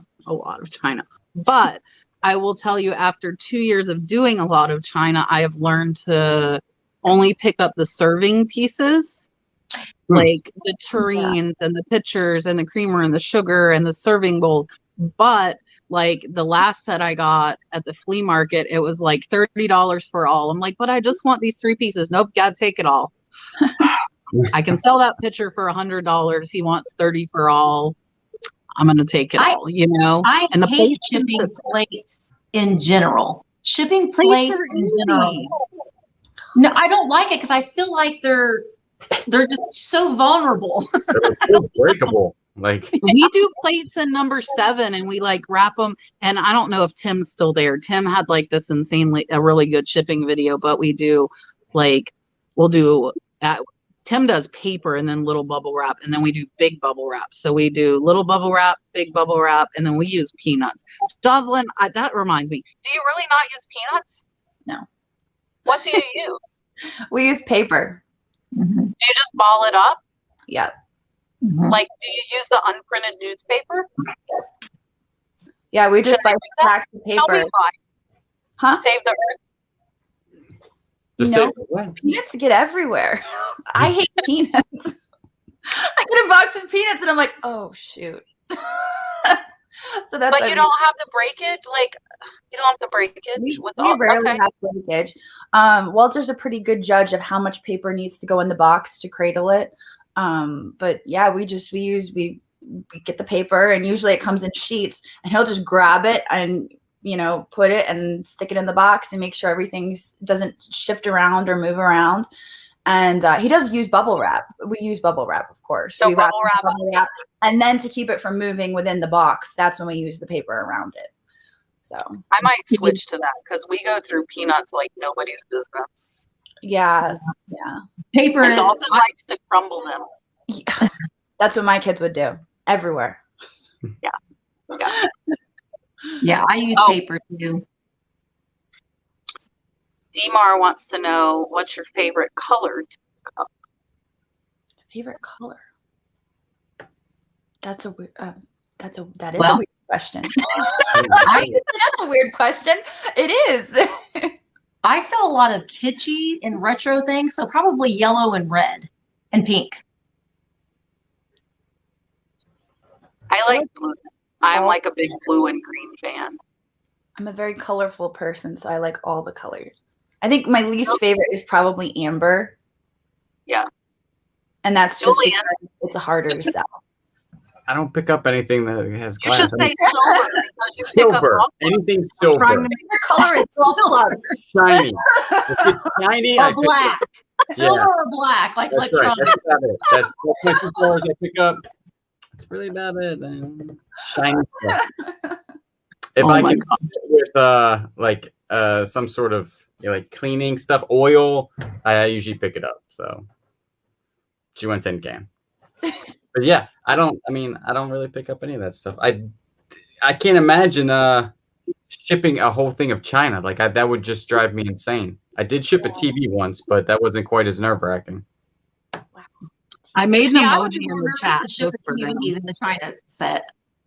TV sounds scary. Yeah, I would be more nervous to ship it. See, everyone has their strengths. I sell, so like I just listed, if I have a teapot, a creamer, and a sugar, I sell them as a set because I can get more money. That's not something I would break up. Hey, Louie, I see do you guys see the flipper tin can? I made an emoji just because my sound goes to tin can all the time. So my people can tell me. Hi, Hyatt. Hyatt, here, I'm gonna put it up because I had to ask her how to say her name in my members only live the other night. It's Hyatt. Now I remember. Hey, Jake, Yakov. I have shipped the little TVs. Are you talking? I would be really nervous about a big TV. I don't know if I would do that. This was the one that had the VHS hooked into it? Yeah, the little one. I have a little one right now for sale. The collection vintage, the tin cans. So I have my custom emojis for my members. And Tracy, who is in the chat from Tommy and Tracy show, told me I needed a tin can. So I made a tin can emoji just for them to tell me I'm tin can. Yakov is probably right. So we've had some of the highest sales we've had in the last couple weeks. And it has equaled out to the hardest shipping days we've ever had. Because typically my higher profit means a lot harder shipping. And I'm like, what am I thinking? And then I'm like, oh, I'm thinking $300. That's what I'm thinking. So I will keep picking them up. I think I am the only one here with members, so I will assume that is to me. It's something that I am considering. Jocelyn and I were talking about it earlier. Yeah. It's something that I was considering, but I don't know. I'm still thinking about it. So I started mine in August. So I've had it for, like, I have my $1.99 one and I do eBay store critiques. So they give me their link, we go live, but everybody can see, like, I'm telling them like help with their descriptions, their titles, their pictures. And I don't know if you guys know, but like I was a professional photographer 8 years before nursing school. So I'm very like finicky about pictures. So I have not, except for Greg, I don't know. Greg likes to leave the membership and come back. He's the only one, but I've not lost members. So to me, that tells me I'm doing something right and people feel like they're getting their $1.99 worth. And I just want to make sure I'm offering, like, I just started higher ones, but I am literally sourcing for them. Jocelyn knows I went and did it for her. Like, they give me their zip code and we live, like, I screen share and I find them stuff at their auctions that I would buy, and we like look through it together. And I feel like it's enough, you know, if they're making hundreds of dollars. Oh, go ahead, Jocelyn. You're like, you're frozen. Girl, you're frozen. You're That's what we say on our lives. is my voice frozen or just me No. frozen? Just you. Okay. That So or I you're doing a look really frozen. good job not moving your mouth when you talk. One or the other. You should probably start teaching how to do that. That's amazing. Yeah, I don't have a membership. I saw somebody say the biggest thing you ever shipped. Mine is going to be a 4-foot pipe wrench, and I shipped it to like England. It was amazing. Are we all frozen? Y'all aren't frozen to me. I may have to go out and then go back in again because I don't see anybody. Now she's sideways. Uh-oh. Jocelyn, you're oh, what happened?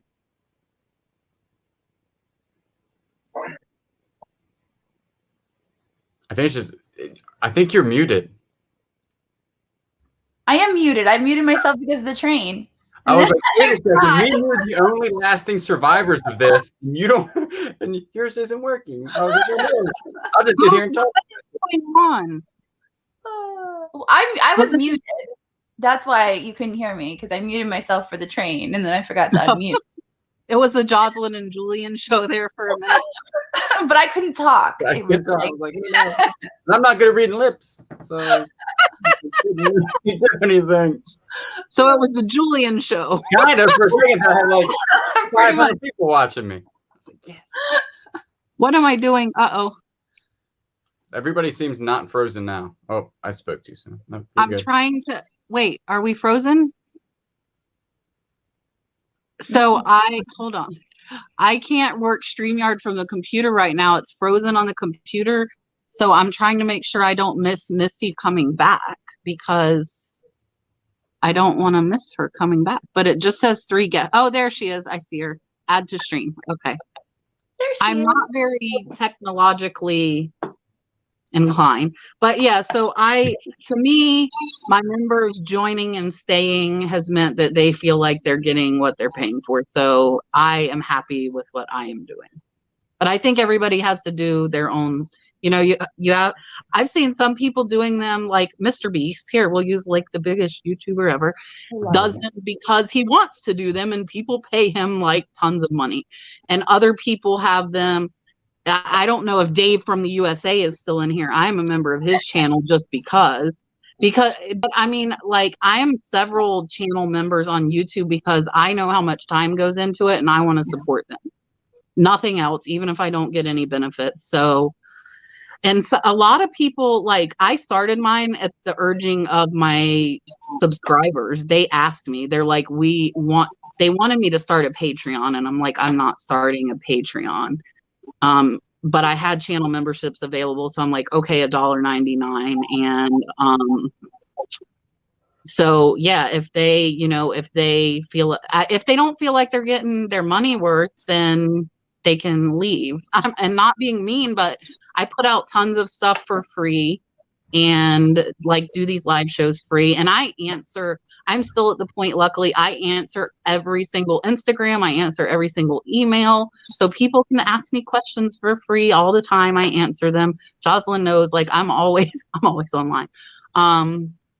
Yeah. So, I mean, I don't know. So I think my big thing was I wasn't taking anything away that people were used to. Yeah. And it was adding something more. Like I was putting in more work for the channel members for that. I turned off my super chat thing because it irritates me that YouTube gets 30% of a super chat. And they get 30% of the memberships as well. Oh, I didn't know that. Interesting. But you do have subscribers that they don't buy anything, but they want to support you. They want to they're always asking I want to support you, and I always say, and it's true, just leave a comment, watch the video, watch the ads. That's the best way. But it's something that I'm considering, but I just don't want it to add. I don't want to add any more to my plate right now. But if I can fit it did in, for me because I felt like I needed to give them something more. But I just do one extra live a month. The first Monday of every month, I do a live doing eBay store reviews. And so it's one extra day a month, which is not bad. There was a question. Oh, here. Joanne wants to know if we all do international shipping. Yes. Yeah. I do. We're all like, yes, we do. Yeah, we go through the global shipping program. Yep. That's how we do. We do too. So I am a dum-dum. And I just wanted to bring it up. I was thinking. We're going to say nothing about that, but. So the drawbacks to it, if you do not use the global shipping, are that it's kind of a standard international and you do not have insurance. So if something breaks, then you are responsible. And my dumb behind shipped something worth $400 overseas on standard and it broke. And they had pictures and I don't think they were scamming me. It really broke. So I made the decision, rather than, I was already out the $70 to them. I paid $120 for the item. It would be $70 to ship it back. So I ate $400, and that was about a week and a half ago. But generally what I do is if it's under $50, I'll do standard, because most of the time those $50 items, I only have like 5, maybe $10 in. So if it breaks, realistically, I'm only out that. And then anything over 50, I use global shipping, because with global shipping, all you're responsible for is to get it to Kentucky. And after that, if it breaks, then eBay will pay the buyer and you keep your money. So, but I will tell you, if an international buyer like says it's not as described or something like that, you won't always be covered. Sometimes I had a $600 printer that the people didn't let them deliver, and eBay, like, they never got it. It's lost in international land. And I think eBay gave them their money and I kept my money. $600. Wow. Hi, Noel. Hey, Noel. Google wants their money.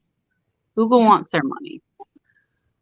Well, the ad revenue is 60-40, I believe. They take 40% of that. Of what? Of the ad revenue? Yeah. Well, you're only seeing 60%. They're taking the rest of that. So, I mean, you don't really see it, but they're it's taking there. the rest of it. Huh. I have not. I will let you guys answer. I know Roy, Arcade Treasure, that was in here earlier, has the applause button. Have you guys offered the applause button?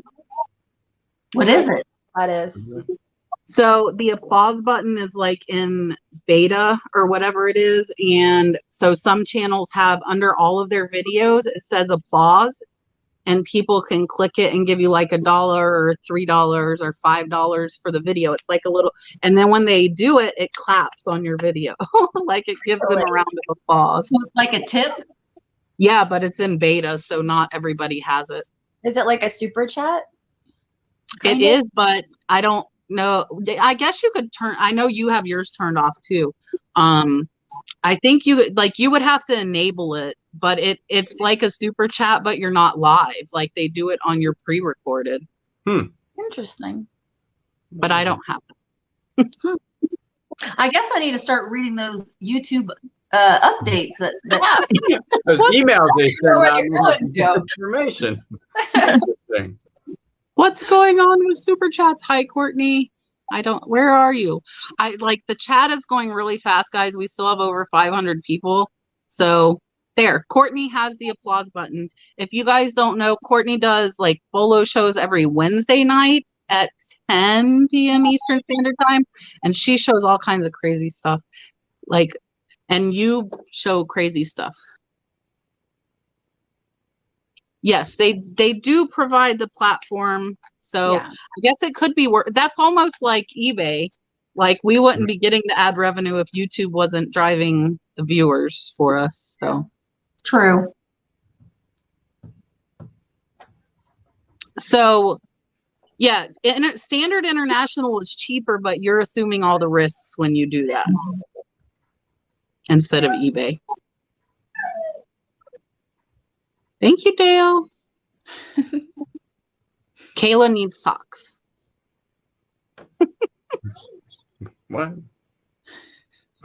Kayla's the crazy sock lady. Yeah. I like it. Vinny, I think, and everybody, and Calvin, when Calvin was my co-host, we used to pick on him for this every week. If you do not have international standard, or not standard, don't use standard if it's expensive. If you do not have global shipping program on, you are cutting yourself off from a lot of sales. I think 2 days last week, half of the sales that day went international.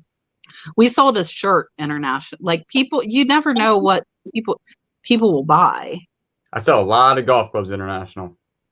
A lot. Yeah. We sell a lot to Canada.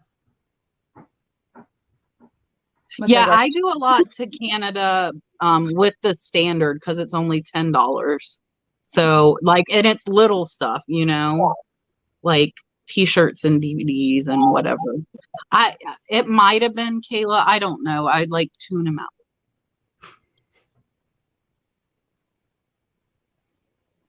I'm trying to make sure I'm not missing. Did you guys see any other questions? Questions? I do not. Mm-mm. Global shipping, you just click the button and turn it on. It's that easy to offer global shipping. I will say, and it doesn't matter as much for global shipping program, but for standard shipping, if you're a few ounces off, it could mean $10 to $15. And if that's a low cost item, your profit goes out the window. Hey, Noelle, thank you for coming in. I appreciate it. Oh, here, I found a question. I knew there had to be questions there somewhere. I'm going to throw this one to Misty. Thinking about doing my first live. Do you have any advice for those? I guess the main thing is, don't be discouraged, because, it takes a while for you to build your audience. It's just like anything, with YouTube, with Instagram, it takes a while for you to build your audience. But promoting it and just getting it out there, and don't be discouraged, because like I said, I mean, when I started doing my live sales, I would sell maybe 5 or 6 things out of like 40, so you just gotta keep going until you gradually build that audience. And and I think people they know what kind of things I'm going to be selling, so I've kind of, like, if you find your niche, and people know that they're going to come to you because you sell airplanes, you sell planes, and so those people are going to tune into you every week. So just don't get discouraged. But there are a lot of live sales going on right now, I'll have to say. There are a lot. Yeah. So it's getting to be a very competitive, not competitive as everyone's like, oh, I'm better than you, but competitive as far as there's not enough hours in the day. Yeah. Cameron, for global shipping, eBay sets the price. If you use a global shipping program, we don't even see what they're paying. If I'm doing standard, then I just do the calculated. It's like either, like, some countries it's $10 and some countries it's $17, but eBay decides that as well. So Kat, the other Kat, there are 2 of us. I'm Kat and that's Kat. It is cheaper for the buyer, but do you want to take that risk on a $400 item and end up having to refund it like I just did? I don't, and I shouldn't have. I clicked the wrong button.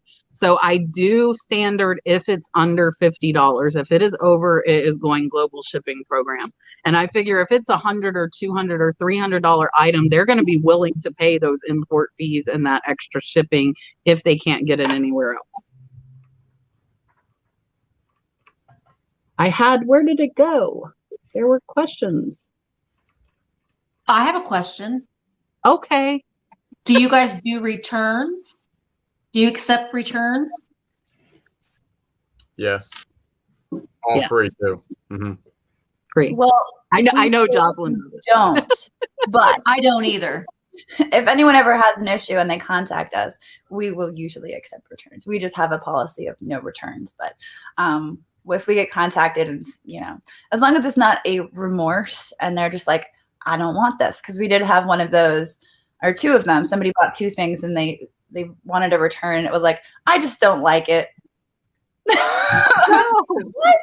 And so we denied it and we blocked them from bidding. And we got a message from them the other day like, hi, when can I bid on your items again?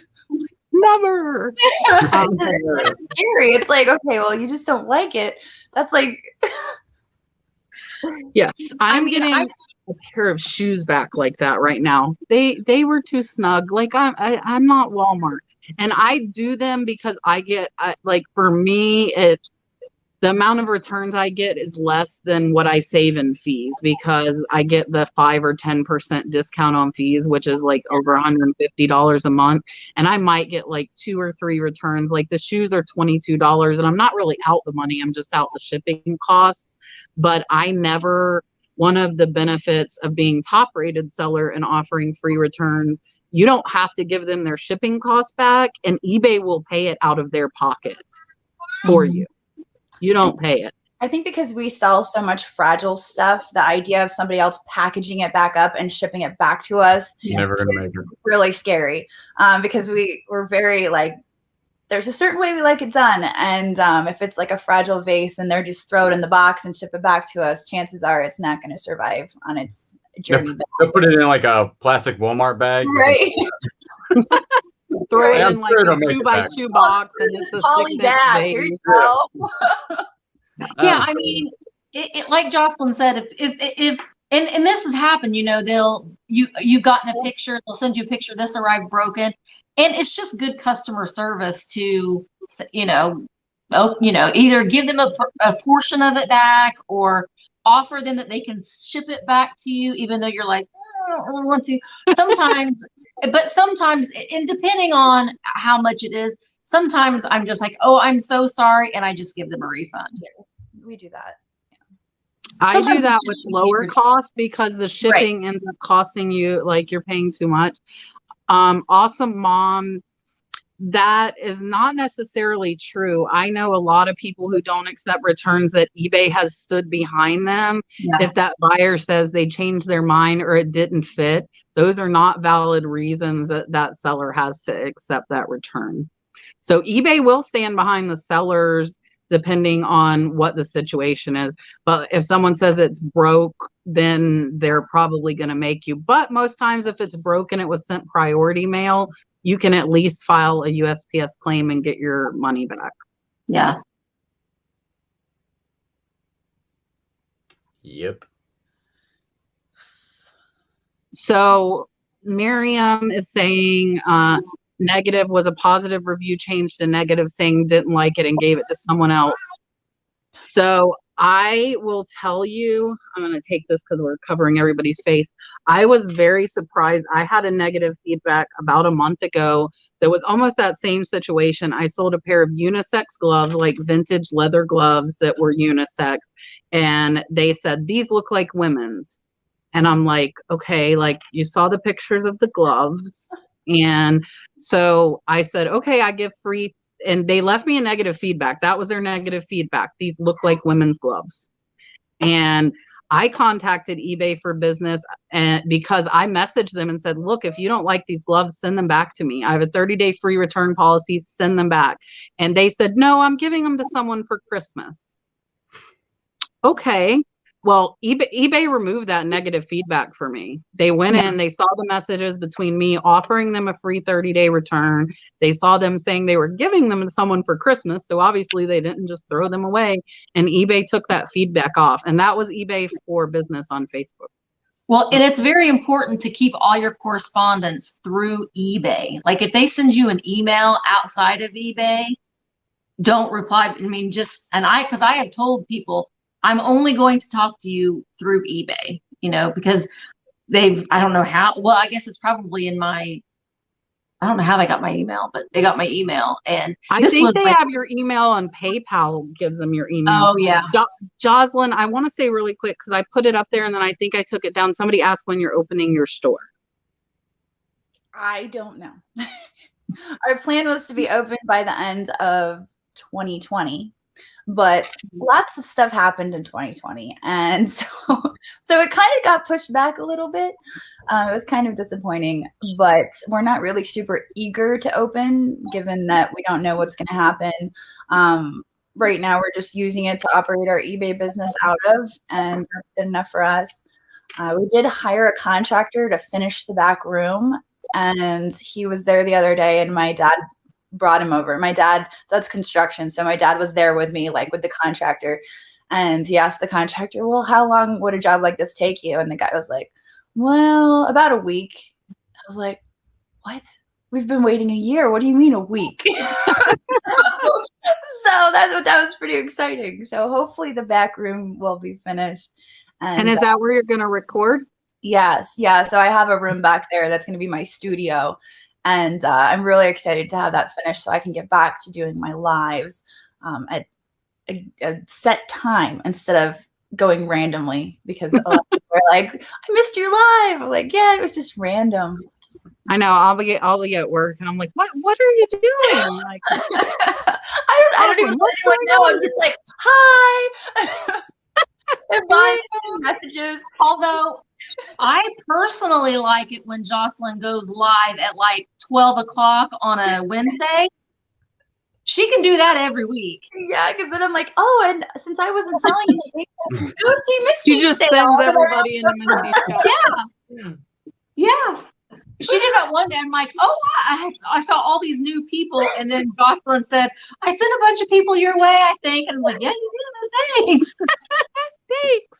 Thanks. They don't take returns, so I don't know that they can answer. I will say, and I'll let Julian answer, I really very, very rarely get returns on my vintage items because they're harder to find. I think as long as you take good pictures, there aren't that many out there versus like something that there's a whole ton of. So I think it's less for vintage items for me. What would you say, Julian? Yeah, and my returns are usually my own fault because I messed up on something in the listing that was totally my fault. So usually I'm like, just keep the item or whatever. And some like not even clothing size, it's going to be shoe size. That seems to be, usually I get a couple returns on that. And recently it's been left-handed golf clubs, which has been really starting to annoy me because I've had 3 in a row because they're like, you didn't put it was left-handed. I was like, what do you think LH means? And in the description also says left-handed.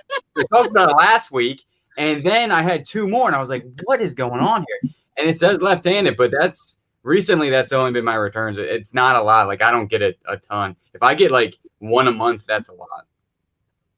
Recently, they're left-handed golf clubs. They're not looking. Demar, I will answer real quick, and then I'll let everybody else answer. I very rarely do free shipping. I know today I listed some DVDs because I bought a couple of really expensive DVD sets and there were some cheaper ones, and every single other one listed on eBay was free shipping. And in that case, I do free shipping, but in 95% of my listings, the buyer is paying the shipping. Yeah.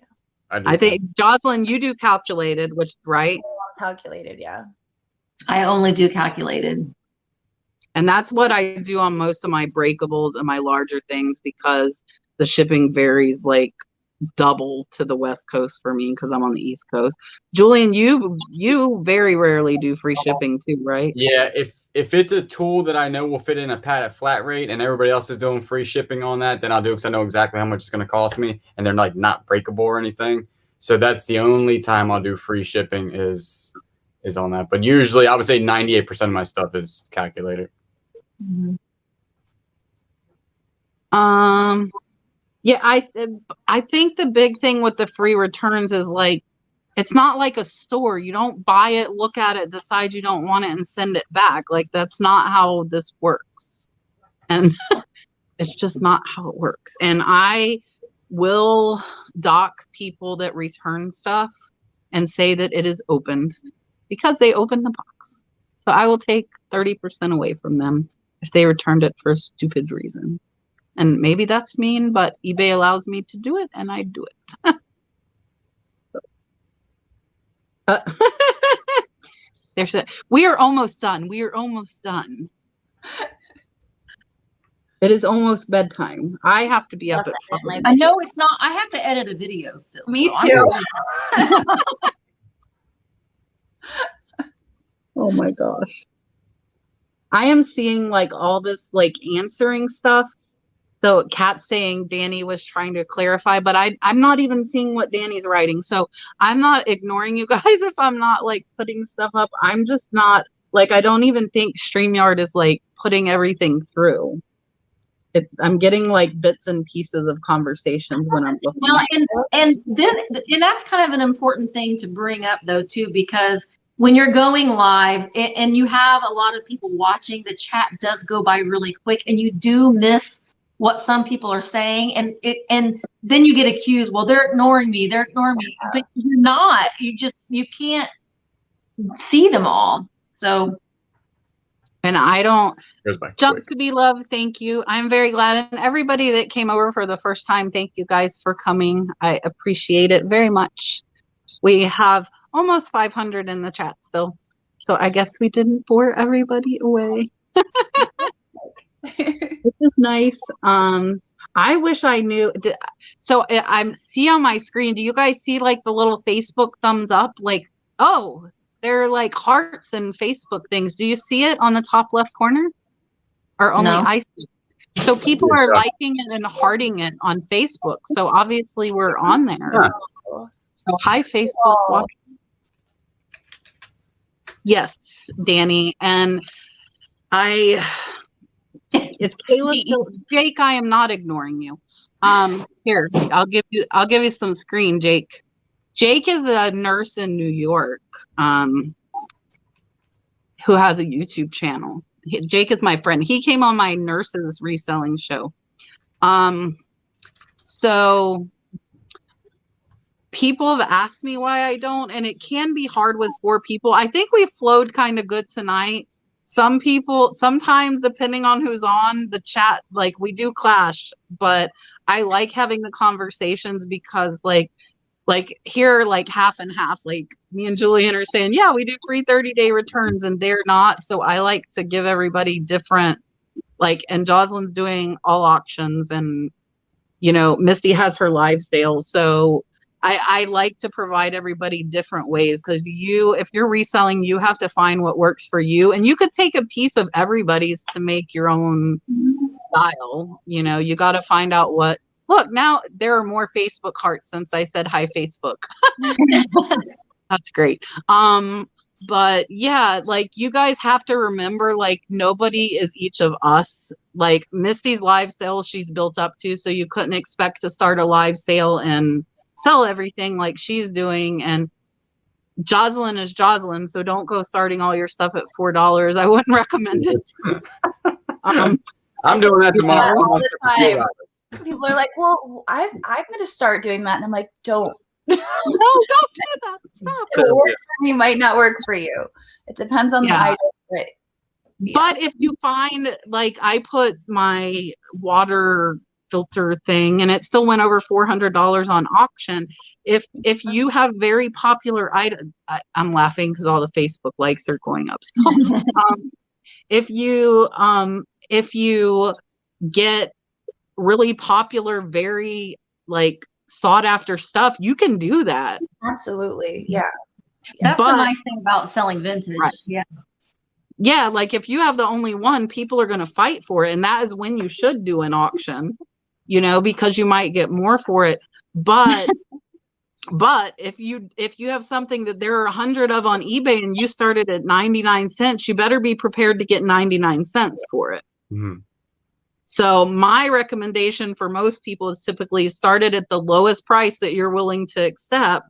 Absolutely. That's what I tell people too. The lowest, if you're determined to do auctions, make sure you start at the lowest. Thank you, Danny. I'm going to give Danny a dolphin because I haven't heard my dolphin. Oh, what am I doing? I think you had a new member too. Oh yeah. Oh, I have a member thing too. You got a member. Oh, here's a dolphin. Super chat. Thank you, Danny, and you're welcome. I want to and Jocelyn knows, so I will message Jocelyn from work wanting to kill people. That sounds bad, but it's very frustrating some days. That sounded horrible. It's very frustrating some days. It is a very hard job, and I will tell you guys, and almost everybody that I know, we are being offered $20 extra per hour right now on top of time and a half, and I am not going in. It's not enough. And almost every other nurse that I know is saying the same thing I am, which is probably why they're offering $20. But it's a very, very hard job, and it's a little bit worse right now. So yeah, I get frustrated some days. Some days are good days, but not all the days. I could never do it. I'm so glad that there's people like you out there in the world, because I would flip out. I would be running through the halls. Oh my gosh, they're playing. What do we do? Yeah, it can be. Jocelyn tells me not to. She couldn't do it. I could not. The sight of blood, and I'm like, oh my god. All right, Kat. Look, you guys haven't heard this one. This one's different. Welcome to the flipping family. Aw. I'm like, ta-da! Oh, the dolphin talks. That the dolphin is Emily Conway, who has a YouTube channel. If you guys have not watched her, Emily is great. She does a lot of mental health and reselling on her channel, which is needed, I think, because this can be a very lonely job sometimes. I like it. I'm good with interacting on YouTube and the phone. I don't need people. I don't need people. I like people, but I like people. So I like people further away, and I will talk to them from afar. I know, Pennsylvania. and I want to ask both of you guys. Well, Julian, you do some thrifting videos too. How often, like, and I know, like a couple weeks ago, Jocelyn, you were saying like people were like all up in your space. So do you just try and move, or are there ever days where you can't record because there are just too many people? Yeah, I mean, I'm okay with recording with a lot of people. It's just like I have a personal space thing. I don't know. I've always like I value my personal space, and I don't like people in my personal space. But like, given everything that's going on in the world, I really don't want people in my personal space. So that was kind of like the issue the other day, and I think it was well, it was a weekend. It was Sunday, and the antique mall was absolutely packed. And you know, the little booths are like 10 by 10, and I'd be in the booth, and then a woman would come in with her other friend, and they're like talking real loud and like, yeah, animated, and I'm like, oh my God, like, why are you in here with me? That, like, I don't like going to Walmart. Like, I'm like, there's like 3 people in the aisle, and it's 2 people too many for like me. a lot of people. Like I'm perfectly like comfortable filming, but when it like the personal space issue, that's for real. Puppy love, I will be at my workplace in the morning at 7 a.m. in the emergency room. Do not come see me there. Oh, I don't know if Danny said she was a germaphobe before it was cool. Dalton, do not get on camera like that. He's waving his underwear around and he's naked. He just Sounds threw like him a in the fun air. time. It is great. It is. No, you cannot come up here. So my mods, if you guys have a link, Tommy and Tracy are live after this. Tommy and Tracy are very adult oriented people. Please do not go in there if you don't like strong language and conversation. It's a fun place to hang out. They've been being better. They surprised me. I think they made like New Year's resolutions because they're talking about reselling more, and I'm like, what's wrong with them? But they are on after us, and we are going to get off. So if you guys do not know, which I saw, what was her name? I forget. No, I forgot her name. But she asked who Jocelyn was. So there are so many channels out here. Everybody does not know everybody. So if you guys are not subscribed to these ladies below, please do. And Julian, am I going to get? Oh, I didn't get. I was good, right? It's tough. It's hard. It's easy It's like to do a mirror up and and upside down. It's an upside down mirror. But the mods have been dropping Misty and Jocelyn and Julian's links in the chat. So please subscribe to these ladies. Thank you guys for coming on so much. I'm having a live sale tomorrow at 1 o'clock Eastern. be there. I will try. See, I've told Jocelyn I don't watch the live sales because A, I don't need to buy things, and B, my internet is never fast enough for me to win. So I get so frustrated.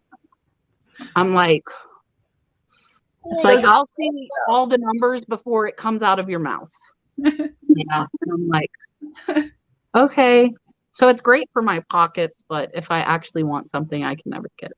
Except for the offers. The offer that I could. But thank you guys for coming.